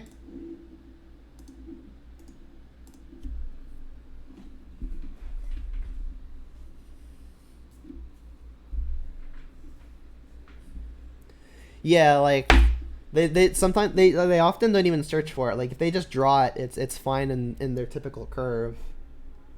Yeah, I think I need to answer it proactively instead of reactively, and that involves them just not finding it because there's not really a good proactive way to defeat it. All right, so let's just slam Ashiok and just really hope it helps. I mean, if they're gonna have a hard counter, it's probably better to throw out the Liliana because we've got redundant copies of it. Ashiok is worth a lot. Yeah, let's slam Liliana. Like if they've got Mana Leak or Force of Negation, I think I'm gonna want to put out the thing that I've got another copy of. It sticks. All right. I think I'll ditch another Liliana. Like if I only had one other copy, then maybe I ditch the Blackleaf Cliffs just because like a land's a land, and I'm probably gonna find more at some point anyway. But I mean, I'm gonna want to start double spelling pretty soon. So let's ditch a redundant copy of Liliana. Sure, that doesn't change my decision.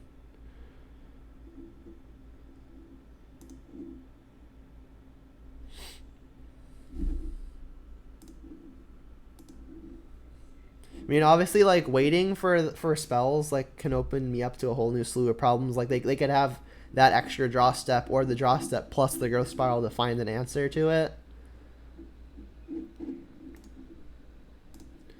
But, I mean, getting a powerful Planeswalker in play definitely seems good.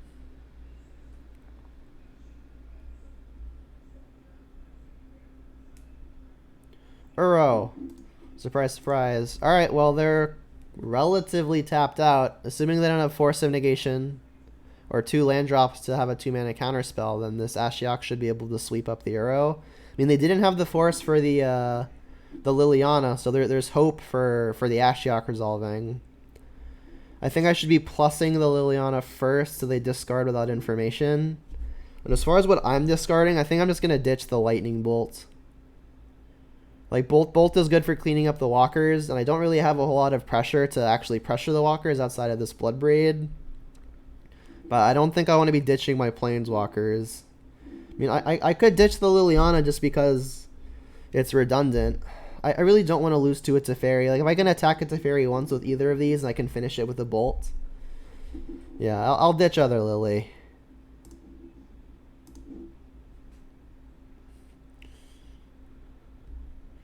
I think this discard is pretty up in the air. I'm not really sure what's right. Alright, and then I'll slam the Ashiok and cross my fingers. They discarded a Cryptic. Wow. Alright, so stick, please. No Force, please. Please. They're thinking about what to discard to Force right now, I can tell. Alright, well, they have to fetch preemptively no matter what, or else they can't fetch. Maybe it's sticking. Maybe it's sticking. Please, stick. Stick? Cool. Alright, well, had they fetched an untapped land, I would have targeted myself to play around Veil of Summer, but since they've played a tapped land, I think I can target them pretty safely. Alright, and then I'm going to play my land despite having Liliana because I want to be able to Bloodbraid next turn. We hit a Teferi. Perfect. Or little Teferi. Headache versus the Bloodbraid. That doesn't fetch until you remove the Ashiok. And they're not playing Lightning Bolt, as far as I know. I mean, they've got Mountain in the deck, so it's possible they are. Did we see a Bolt last game? The reason I'm curious is because if I activate Ashiok again and put it in Bolt range, they could just Bolt it. And they do have a red source, so I think I'm just going to not use Ashiok again until an Uro necessitates it. Alright, well now I think I can just discard a Lightning Bolt. 0 mountains we're seeing. Well, we have a mountain that we've exiled, so we know they're playing red. And this is also a red source. I mean, they could be playing red just for Ren and 6. They're on Fear Bolts. Because, yeah, I think their primary removal is Path to Exile, right? Which we did see last game. You're right, Chaos, though. We did not see any Lightning Bolts last game. I think you're correct. So I'm going to plus first, discard a Bolt now. And again, I think I'm supposed to do this before the Bloodbraid because this makes them discard without information.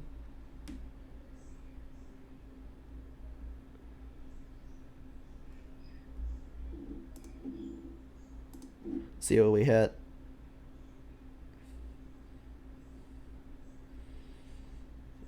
A Ren and 6. And there's the Ren and 6. So it's actually, there's a consideration to whether or not I actually want to be ultimating. Like, having Liliana in play is pretty powerful. But I mean, Planeswalkers in general are probably going to, are a liability because, like, now they could have Celestial Purge, right? Wow, more Planeswalkers. One of each, please.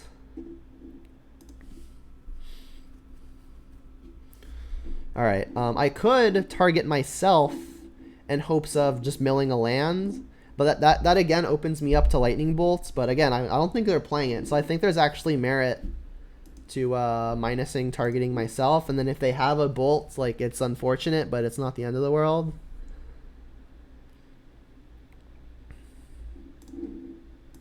Definitely going to get in the attack. And now I think the nuts draw now is a Ravine. Because then we can, like, throw out the Bolt and the Pyromancer and play the Ravine for and get the Seasoned Pyromancer for full value. Alright, let's get second green source. We don't actually have that yet. Alright, and then I do actually like targeting myself because if I can hit a land and buy it back with the Ren and 6, I'll be happy.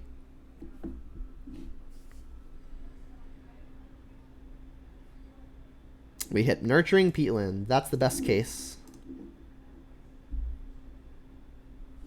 Like, we could have Mired now, because that can get red untapped for this Lightning Bolt, but I doubt that comes up. I really want to be able to get this Peatland for sure.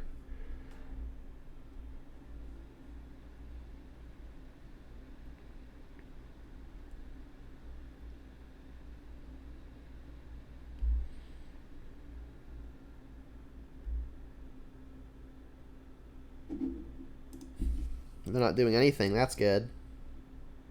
So I could ultimate the Liliana. If they've got Veil of Summer, it'll really suck because we'll be losing a Liliana for nothing, but they won't be cycling the Veil. Alternatively, I could just continue plussing it. Brutality makes it a little bit easier because now I can actually see if they've got it. And if they Veil in response, I'll just keep on plussing.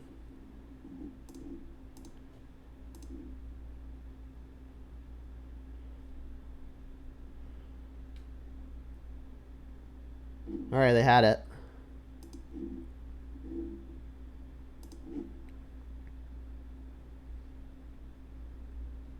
So now, what do I value more? I'm going to plus the Liliana here. But do I want to bolt the opponent and then Seasoned Pyromancer and then have to discard one of the two cards that I'm drawing? I mean, I guess I can buy back a land with the Seasoned Pyromancer, so I don't even necessarily have to make that play. Alright, so let's just bolt them first. I made sure to leave up triple red in case this was happening. So, bolt you.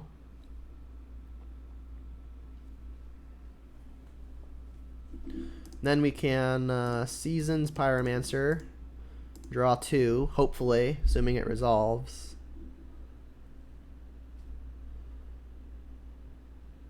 I mean, if they had a Cryptic, I think they would have probably... Actually, that's not even true. I'll say maybe they would have bounced the Liliana, but they might have been going for the Veil of Summer blowout. So I don't even necessarily rule out Cryptic. Actually, I guess I do, because they're not searching, right?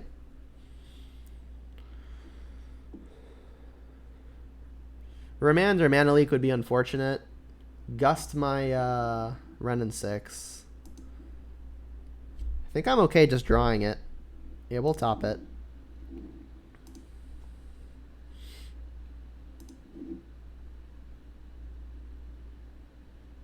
Interesting.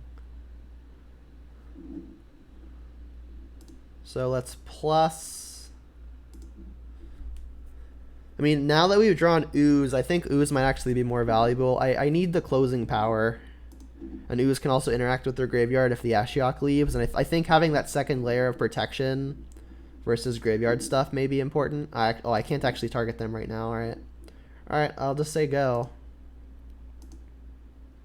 Alright, so they know that we put the Renin 6 on top and then we discarded it. So they know our card has to be better than Renin 6. Don't know that that will affect their play pattern a whole lot. We'll see. There's Uro. We've got the Ashiok for it. And then if we don't, we've got the Use for it, which is why I'm glad I kept it. I mean, just about the only thing that could make sure this Uro sticks is escaping it right now, but that's not possible. They can't search.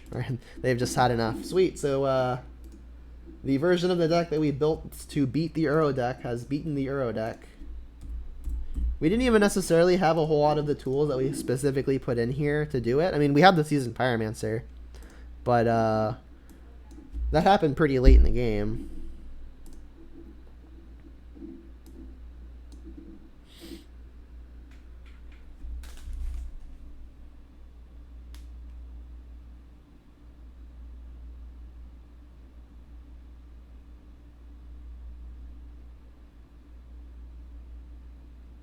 Yeah, they were light on answers that game. They were also light on threats. But I mean, their only really good threats are, I guess, like the Planeswalkers and Uro, right? They might have been playing Omnath and just didn't see it. They did have all 4 colors in the deck.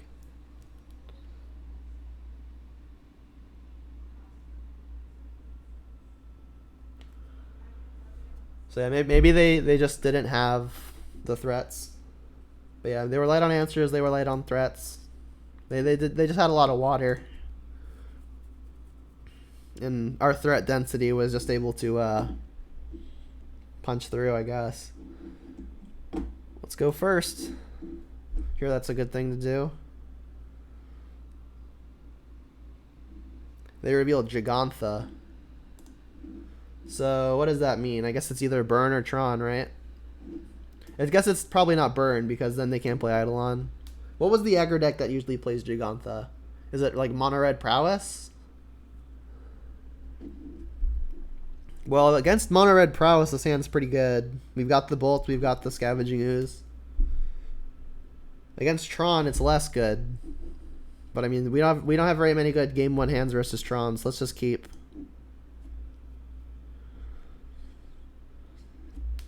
And then it looks like this Bloodstained Mire is slated for a Blood Crypt. Snapcaster revealed Posture Check and got it. The pad on my chair is actually slipping. That's kind of why I'm slouched. Let me fix that. I need a new chair. There we go. Windswept Teeth. Are they like the voted company?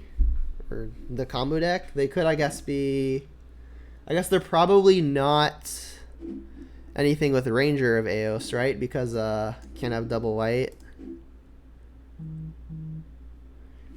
Alright, so we can go Blood Crypt into Shaka Stomping Ground, get the Renin 6 online. And then we should have pretty perfect mana between these 3 lands, not even counting the lands we'll be getting back.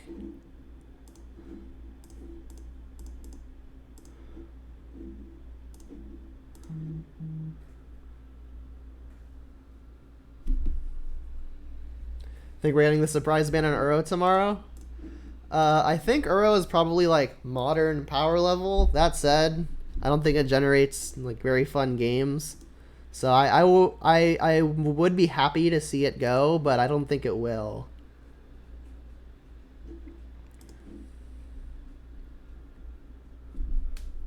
Are you referring to Uro pile?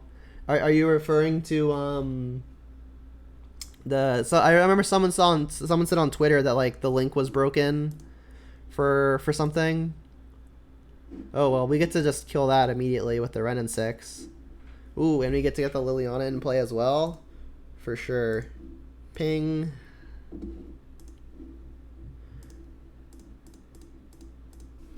And then I guess I get to discard a land pretty freely because I'm going to buy it back. So it looks like the Omnath deck. We get to test it again.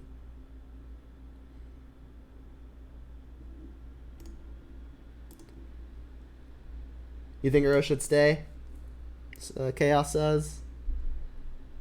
You think the band's going to be the Walking Dead cards? I hope so. Oh my gosh. Like, from a power level standpoint, the Walking Dead cards seem fine, but I don't like how it breaks the I don't know if the expression is third wall or fourth wall. I don't like how it breaks the third wall, fourth wall. I like Magic staying like within the Magic world. I don't like how they basically broke the story plane by just introducing something completely unrelated.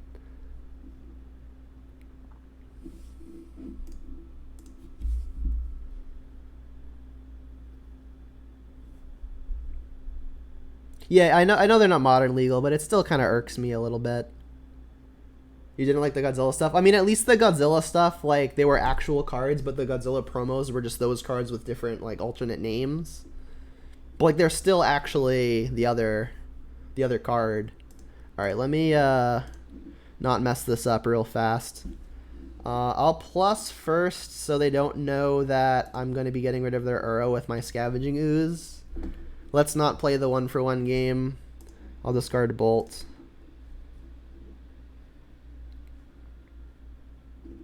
I'll pay attention to the comments as soon as I'm done not messing this up.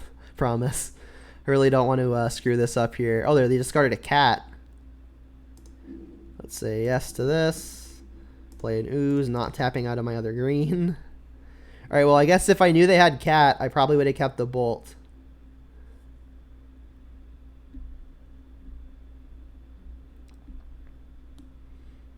Alright, let's get this Uro out of here. Bye.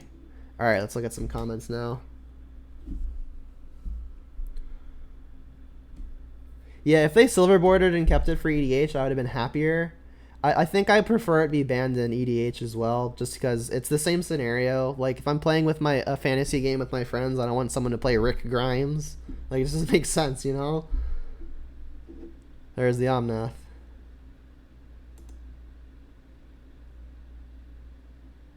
They can print them with 2 names on Gatherer. They're gonna be like, "Oh, sorry, we misprinted all of the cards. They were meant to have alternate names." All right, I should probably just use this Liliana to get the Omnath out of the way.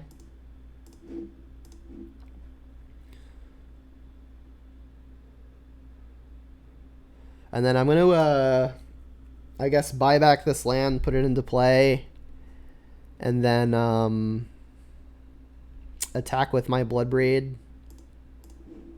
And then glad that I drew the other copy of Lightning Bolt. So I do have Stomping Ground and Blood Crypt in play. So if I want to fetch a land to Lightning Bolt, it needs to be basic Mountain, but I'm fine with that if I really need to bolt.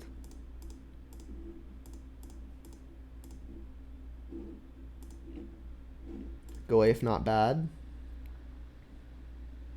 Why they didn't do an Innistrad tie-in? That'd be cool.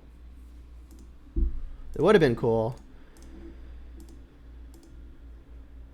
But would have been cool seems to be the Wizards of the Coast business plan of late, you know.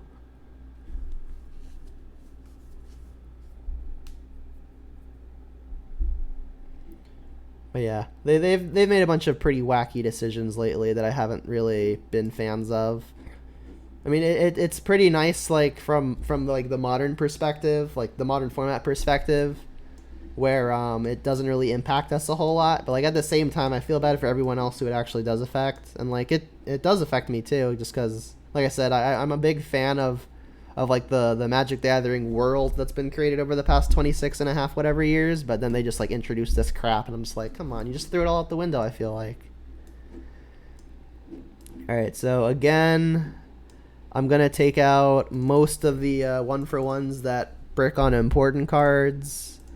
Like these. I guess like Fatal Push. Fatal Push does kill Omnath, right? We know for sure this opponent is playing Omnath. Terminate kills Omnath. I think Terminate probably better than Fatal Push is, just because I don't have to have a Revolt. Oh, Spellbomb good too. Spellbomb good as well.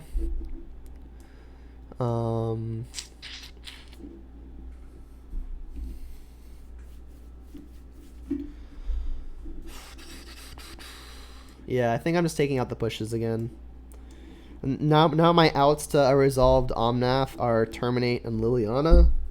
That might not be enough.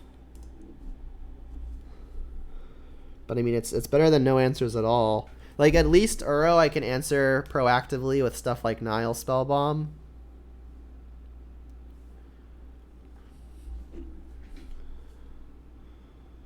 Yeah, and the reason I'm not bringing in the other Brutality like I did the other match is because I think the more devoted Omnath and Lotus Cobra version means that Brutality may get weaker. Although they are playing Lotus Cobra, so that would be a reason to play more Fatal Pushes, right? I'll answer that question as soon as I'm done sideboarding. I have a minute left. Let's take out a little. No, I can't take out Liliana. That's my answer to the Omnath. This is rough. You know what? Red and 6 doesn't kill a lot. Kills Lotus Cobra. I mean, that's kind of it, though. All right, let's bring in one Fatal Push. This Fatal Push is gonna end up looking really stupid, but I'm gonna try it out. Can Jund ever play Huntmaster again? I think it probably could. I mean, honestly, if there's ever a time for Huntmaster, it's probably pretty close to now. We got turn 2 Bitter Blossom. Just because like the format is as slow as it's been in a while. So I mean, like now might be the time. I mean, honestly, it's interesting enough where I might do a video with it some point in the near future. But yeah, I would define, as bad as it feels, I would define this as a mid-range mirror. Like they don't feel like traditionally mid-range, right? But I mean, at their core, they are a mid-range deck. So I mean, in the event we run into a bunch of these matchups, which is likely, Huntmaster could be good. It's just like in the event the opponent is playing a bunch of counter spells. I like the Bloodbraid more just because Cascade is so good. Putting 2 spells on the stack simultaneously really pressures their mana situation. All right, let's get the Bitter Blossom going fast and early.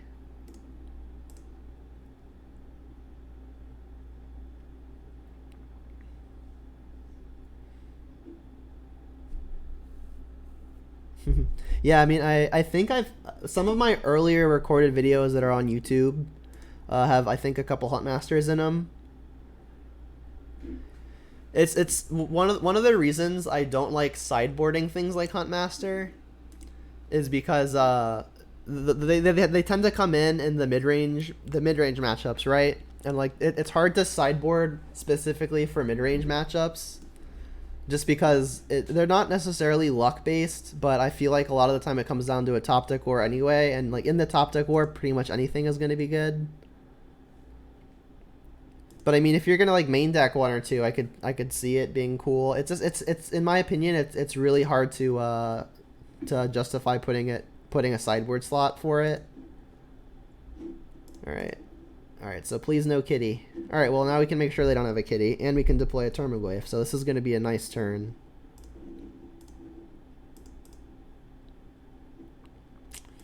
Wow. Yeah, Fiery Justice. Well, I think I'm going to take that. Like, we'll have to be careful that they've got Veil of Summer.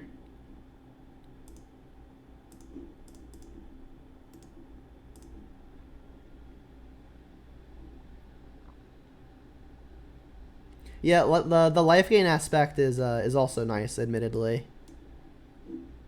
All right, I'm gonna let them keep on buying this back. I think if I pop Spellbomb, I really want to get the card out of it. This is a sorcery, right? Yeah.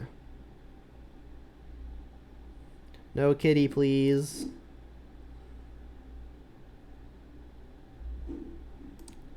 I guess I can yield. I don't think I'm popping Spellbomb here. The issue with the I wouldn't bring in Huntmaster specifically because it gains life. Like I'm going to board it in if I play against Burn because it gains 2 life, but if I'm building a sideboard knowing that I want specifically something that can pad my life total, I wouldn't pick Bloodbraid, I don't think, just because it costs 4 mana and you're only getting 2. So like if my goal was to specifically pad my life total, I wouldn't pick Huntmaster. But if Huntmaster's good for other reasons, then I would bring it in. Like if it's gonna be good.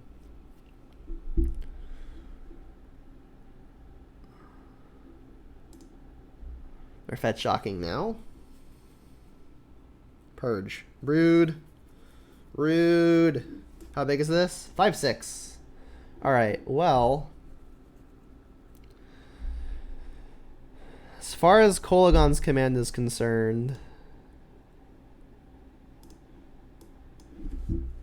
we kind of have to do it now or the Veil of Summer is going to negate it. That said, I really want to deploy second Tarmogoyf here. I also really want to get this Uro out of the yard. So I think I have to attack first to keep the Goyf large. And I have to figure out if I want to kill the Renin 6 or if I want to kill the Saheeli. I think I'm okay. I think I really want to kill the Saheeli just because, given that they have Veil, disrupting the combo is going to be pretty near impossible. So I'll attack the Renin 6 for 1, and then I'll knock the Saheeli eye off.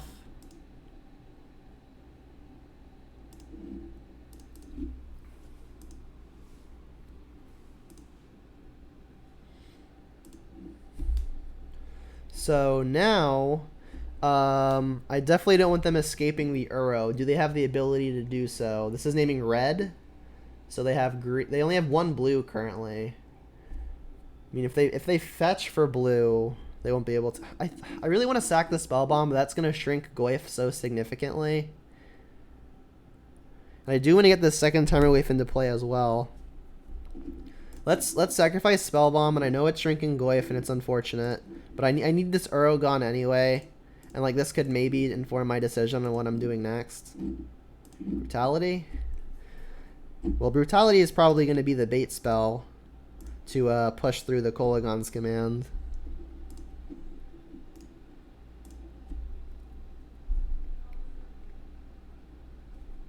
I played Feed the Clan a long time ago. And it was okay. I don't think Ferocious is turned on enough to make it good. Or at least really put it over the top. Like, our only real Ferocious enabler is Tarmogoyf, right? And even then, sometimes it's not that big. Alright, well, so what I can do here is I can Ashiok. I can minus targeting myself, and that might make the Tarmogoyfs big enough to take the Renin 6 off the table. Let's go for it. Gonna have to remember also that I've got Ravine in play as a potential threat. Gerard Fabiano? Oh, I remember that name. When I was getting into Black Green X, I watched a lot of his Sultai videos. That was years ago. But yeah. Life goes on being a single mana. Like obviously a plus side. Hey, Goyf's a 5/6. Excellent. So if they have Path to Exile, they can get rid they can target a single Goyf. And then the Renin 6 will live. So I think I'm gonna send everything at the Renin 6. I mean, I could just send everything at them. They are at 13, and if everything gets through, this is a hit for 11. I think I want to get this Renin 6 off the table, though. It's kind of close. I think I want to get this Renin 6 dead. Because, like, if they do have that Path to Exile, this hit really doesn't mean a whole lot. But I do want to get the Renin 6 off the table, assuming they can answer any of my threats.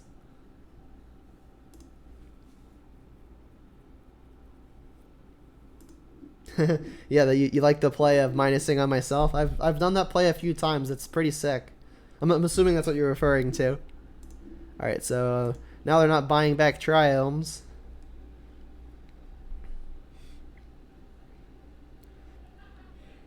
Triome, sure. Alright, so they still have a Ketria Triome, don't they?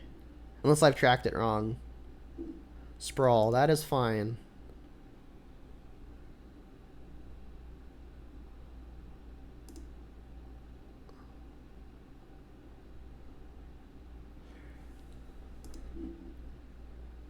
Wow, that was good. I mean, we can really put the pressure on. Are they adding anything to the yard? They're adding Planeswalker, right? These things are 6/7s. I think that qualifies as thick with at least 3 Cs. All right, let's max pressure. I'm gonna leave up a green in case I hit an ooze. All right, well this'll bait the Veil, which will hopefully open up my Kolaghan's commands on future turns, assuming I can't just kill him now.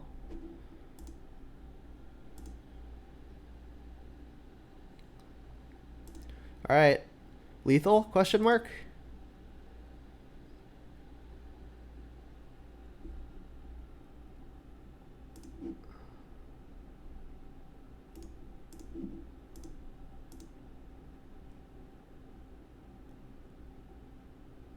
Gust.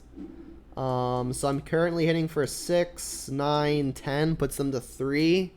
Do I want to put a Tarmogoyf on top? Probably. I mean, I get to double spell, including the Tarmogoyf next turn anyway. Like, at this point, like, I think I just need to make sure that I actually have the firepower to kill them. So if they're able to, like, systematically pick off my creatures, I'm gonna want stuff left over. And, like, I've got Burn in hand. So, like, if I can threaten their life total with spells and with threats while they're so low, I think there's only so many ways I can lose. And I can't target them with Ashiok right now because they're under a Veil. So I'll just pass and then draw Goyf next turn.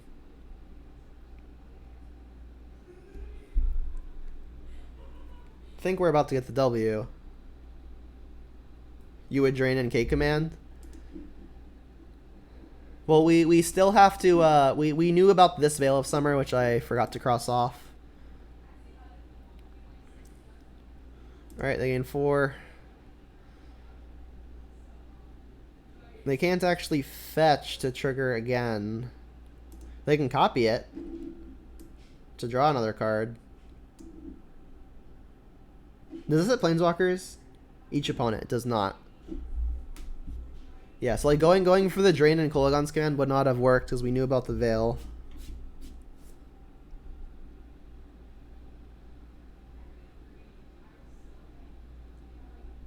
But now that it's gone, maybe it does. So unless I've tracked their hand wrong, their last hand is Triome. I know I had 2 Triomes in their hand at the same time, and there's one on the yard, so I honestly don't remember if this is their last card, but I'm assuming it is.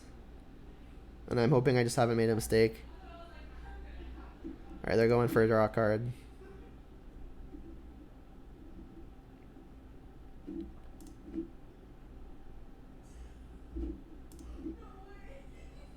They kept the copy with haste instead of the real one. Oh, they're going to kill Ashiok. This makes sense.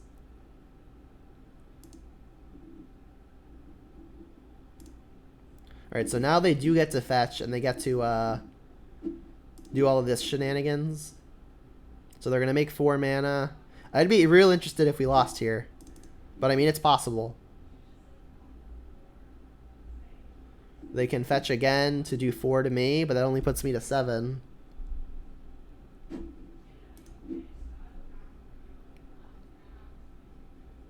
Oh, you meant this coming turn. Okay, I see what you mean now. Yeah, like coming up would be fine.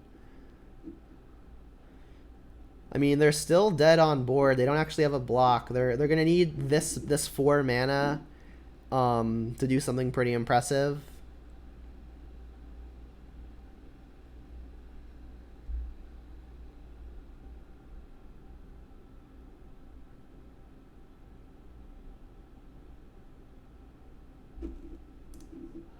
They're dead on board.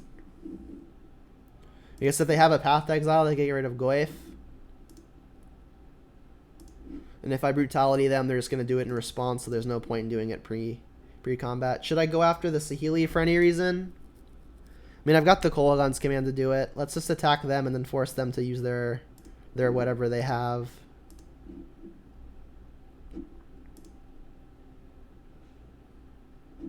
Looks like it worked. But boom, we beat the Uro deck. We beat the Uro deck again. I mean, so far our only loss is that top deck war versus mono white.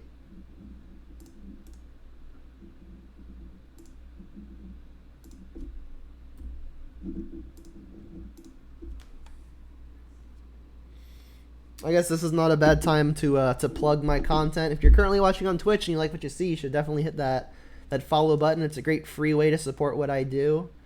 And if you want, all of my previously recorded content is already uploaded on my YouTube channel.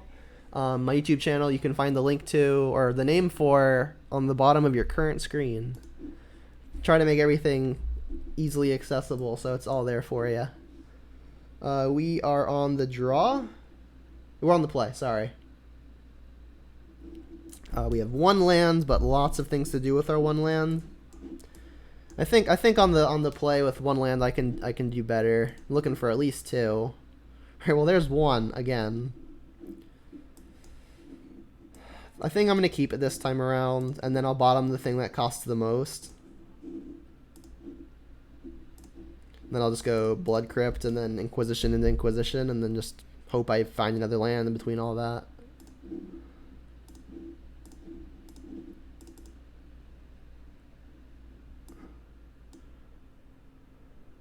Looks like a Titan deck.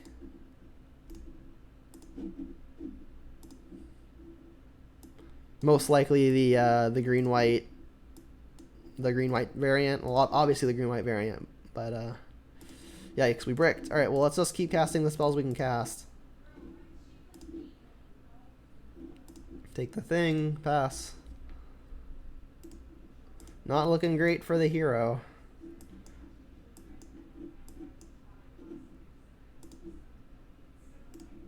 Yikes. Not like this.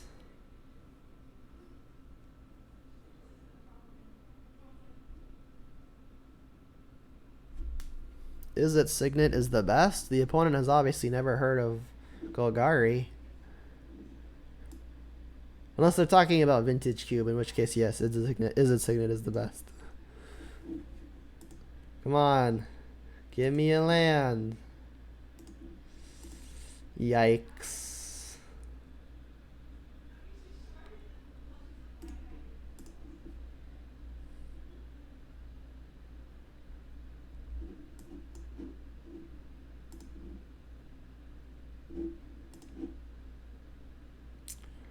Is it too little too late? Probably.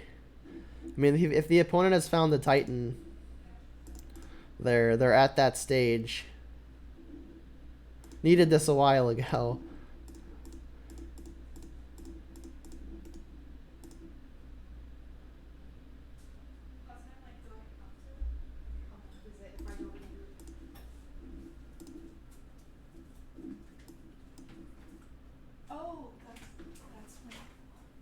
Alright, I'm going to concede as soon as this trigger is done resolving, just because I know I can't win from here.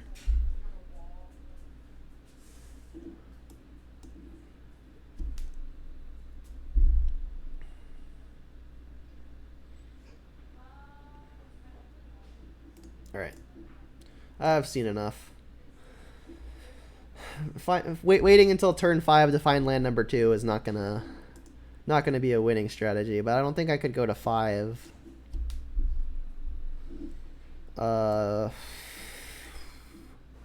Cleansing Wildfire seems good. Ashiok seems great. So Elvish Reclaimer becomes a 3/4. Both not going to be great. I think I want to play another Fatal Push before I want to play first copy of Lightning Bolt.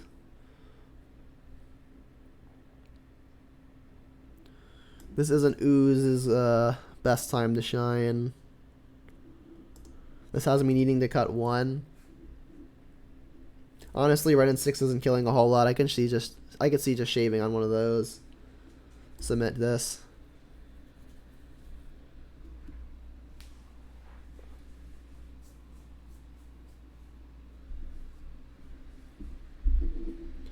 Lands, please. Not exactly what I meant. And I'll keep it though.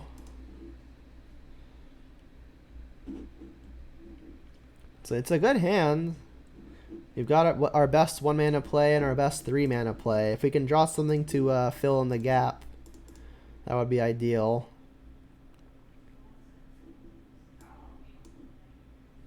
Well, the Purge is going to get to deal with the Liliana, but I don't have an answer to the Elvish Reclaimer, and they have a Flagstones already. I don't think I can let them have the Reclaimer.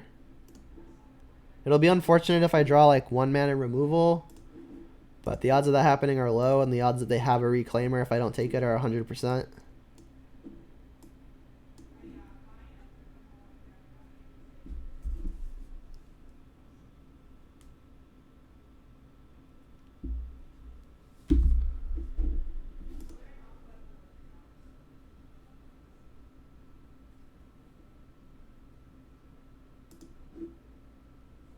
More lands. Not great.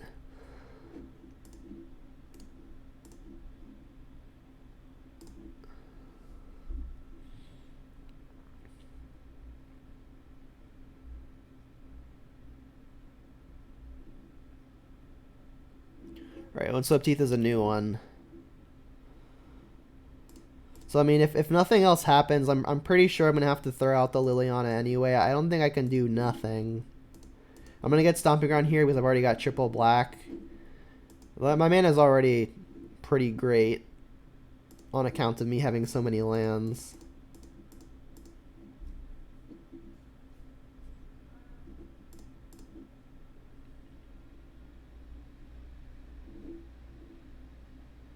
I'll keep the extra green.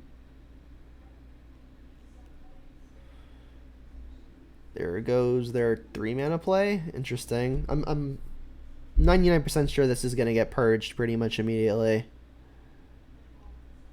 But it's interesting that they discarded their 3 mana play that I knew about. That could just mean they've got another one, or they've got something better to do on 3. That, or they just value having lands more than their spells. Alright, well that's still in Kolagon's command kill range. And they've only got 1 land in their yard, so having them discard a land will not mean that their Reclaimer gets to stick around. Alright, and that's actually not the worst draw, because like in the event that they've got the Veil of Summer, in the event that they've drawn Veil of Summer as the only card I don't know about, I can respond and still kill their thing. Unfortunately, it's not taking anything otherwise. This is just not going to hit anything, most likely. They found the Titan. Yikes.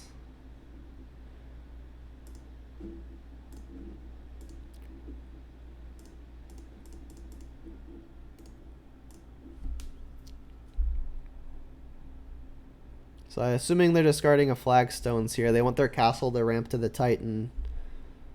Yep.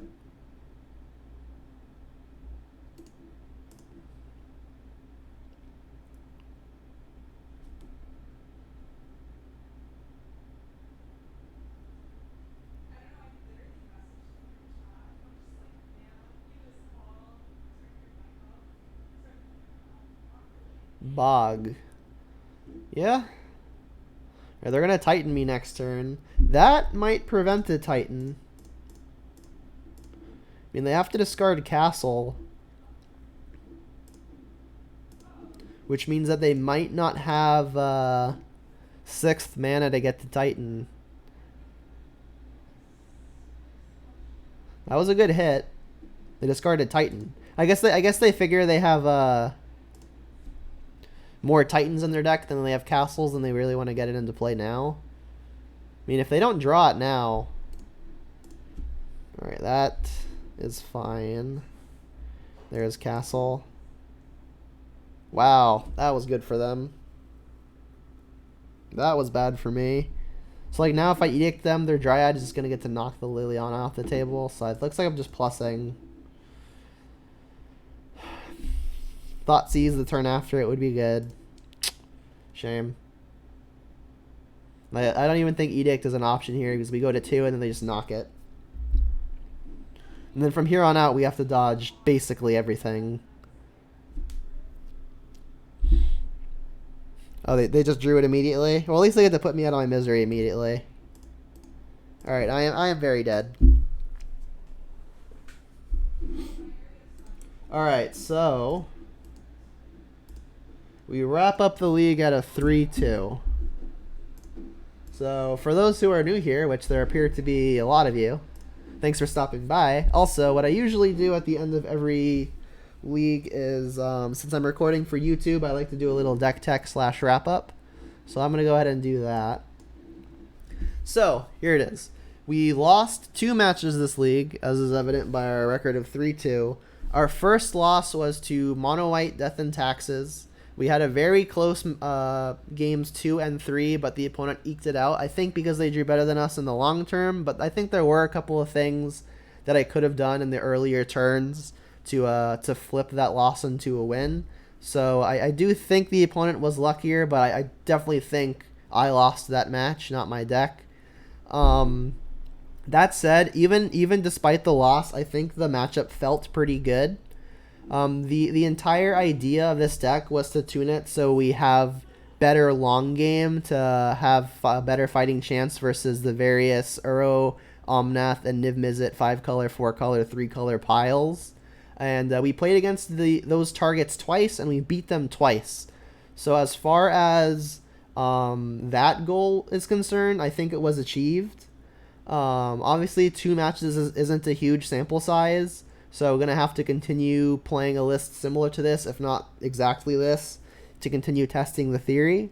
But I mean, again, our 2 losses were to an extremely close match that I think I could have played slightly better, and versus the Green-White Titan deck, which I think is a bad matchup no matter how you look at it, and then the opponent just kind of didn't have the nuts, but like had pretty close to the nuts, and we just don't have a good matchup on top of that. So I think of the 2 losses, I'm only mildly upset about one of them, because again, the Titan one, there's just not much we can do. But the 3 matches that we won, none of them were particularly close. I think we had a pretty defined win most of the time, and the deck felt really solid. I don't think the Seasoned Pyromancers overperformed or underperformed. They did pretty much exactly what I was hoping they would do, which is in the top deck / late game version. If the match ever became a top deck war or became generally a late game matchup, the Seasoned Pyromancer was able to generate some value, usually being a +1 or a +2 card play. The Blood Braids were fantastic. We never really got to buy back any valuable creatures with the Kolaghan's Command, but I like the theory of having more Kolaghan's Commands when I'm playing extra cards that I can buy back, namely Pyromancer, the 4th Blood Braid, Bob, Ooze, Tarmogoyf. There's just a lot of really potent creatures and aces that this thing can buy back, and then all the other modes tended to be super useful as well. As we saw in this league, I think the best mode that we saw in this thing was target player discard a card at instant speed, and second place mode was probably deal 2 damage to any target, at least as far as this league was concerned. But the 1 copy of Terminate felt good. Going down on the 1 mana removal actually felt really, really solid. I think there were, again, we only played against the Uro piles twice, but there were definitely spots where having an additional threat instead of having what would have been a dead 1 mana removal spell definitely was enough to keep us in the fight and even pull us ahead. So I think I would like to attribute my winning versus the 2 Uro piles towards the fact that I did trim down on the 1 mana plays to favor the heavier hitting threats. And it's a theory I'm interested to continue testing into the near future. The sideboard felt pretty good. I didn't bring in the Anger. I did not bring in the Damping Spheres, and I did not bring in the Cleansing Wildfires. That said, I just don't think I found a whole lot of the matchups where those particularly shine. We did bring in the Bitter Blossom.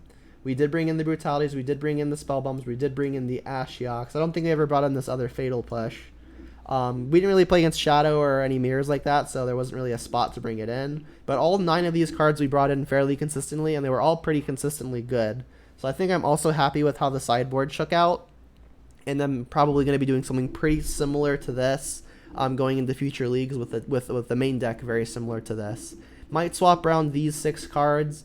But honestly, I think they're all pretty good in the Jund sideboard, and I just think we didn't find the matchups where they're particularly useful. So that's going to be it for this Jund video. This has been Jund League recording number 40. We're well away into the Jund journey, and if you guys watching here on Twitch want to continue following this this great exploration of the modern format, you should definitely hit that follow button. It's a great free way to support my content. And if you want to watch any of my previous videos, they are all recorded, including some extras, on my YouTube channel, and you can find the link to my YouTube channel on the bottom of your current screen. And if you're currently watching on YouTube and you want to watch my recording sessions live, I do so roughly between the time slot of 6 and 1 in the morning on some weekdays, usually about 3 to 4 nights a week. So with that said, I really hope everyone had a good time with this league. I know I did, and I hope to see y'all back here soon. So until next time, have a good one, and Jund them out.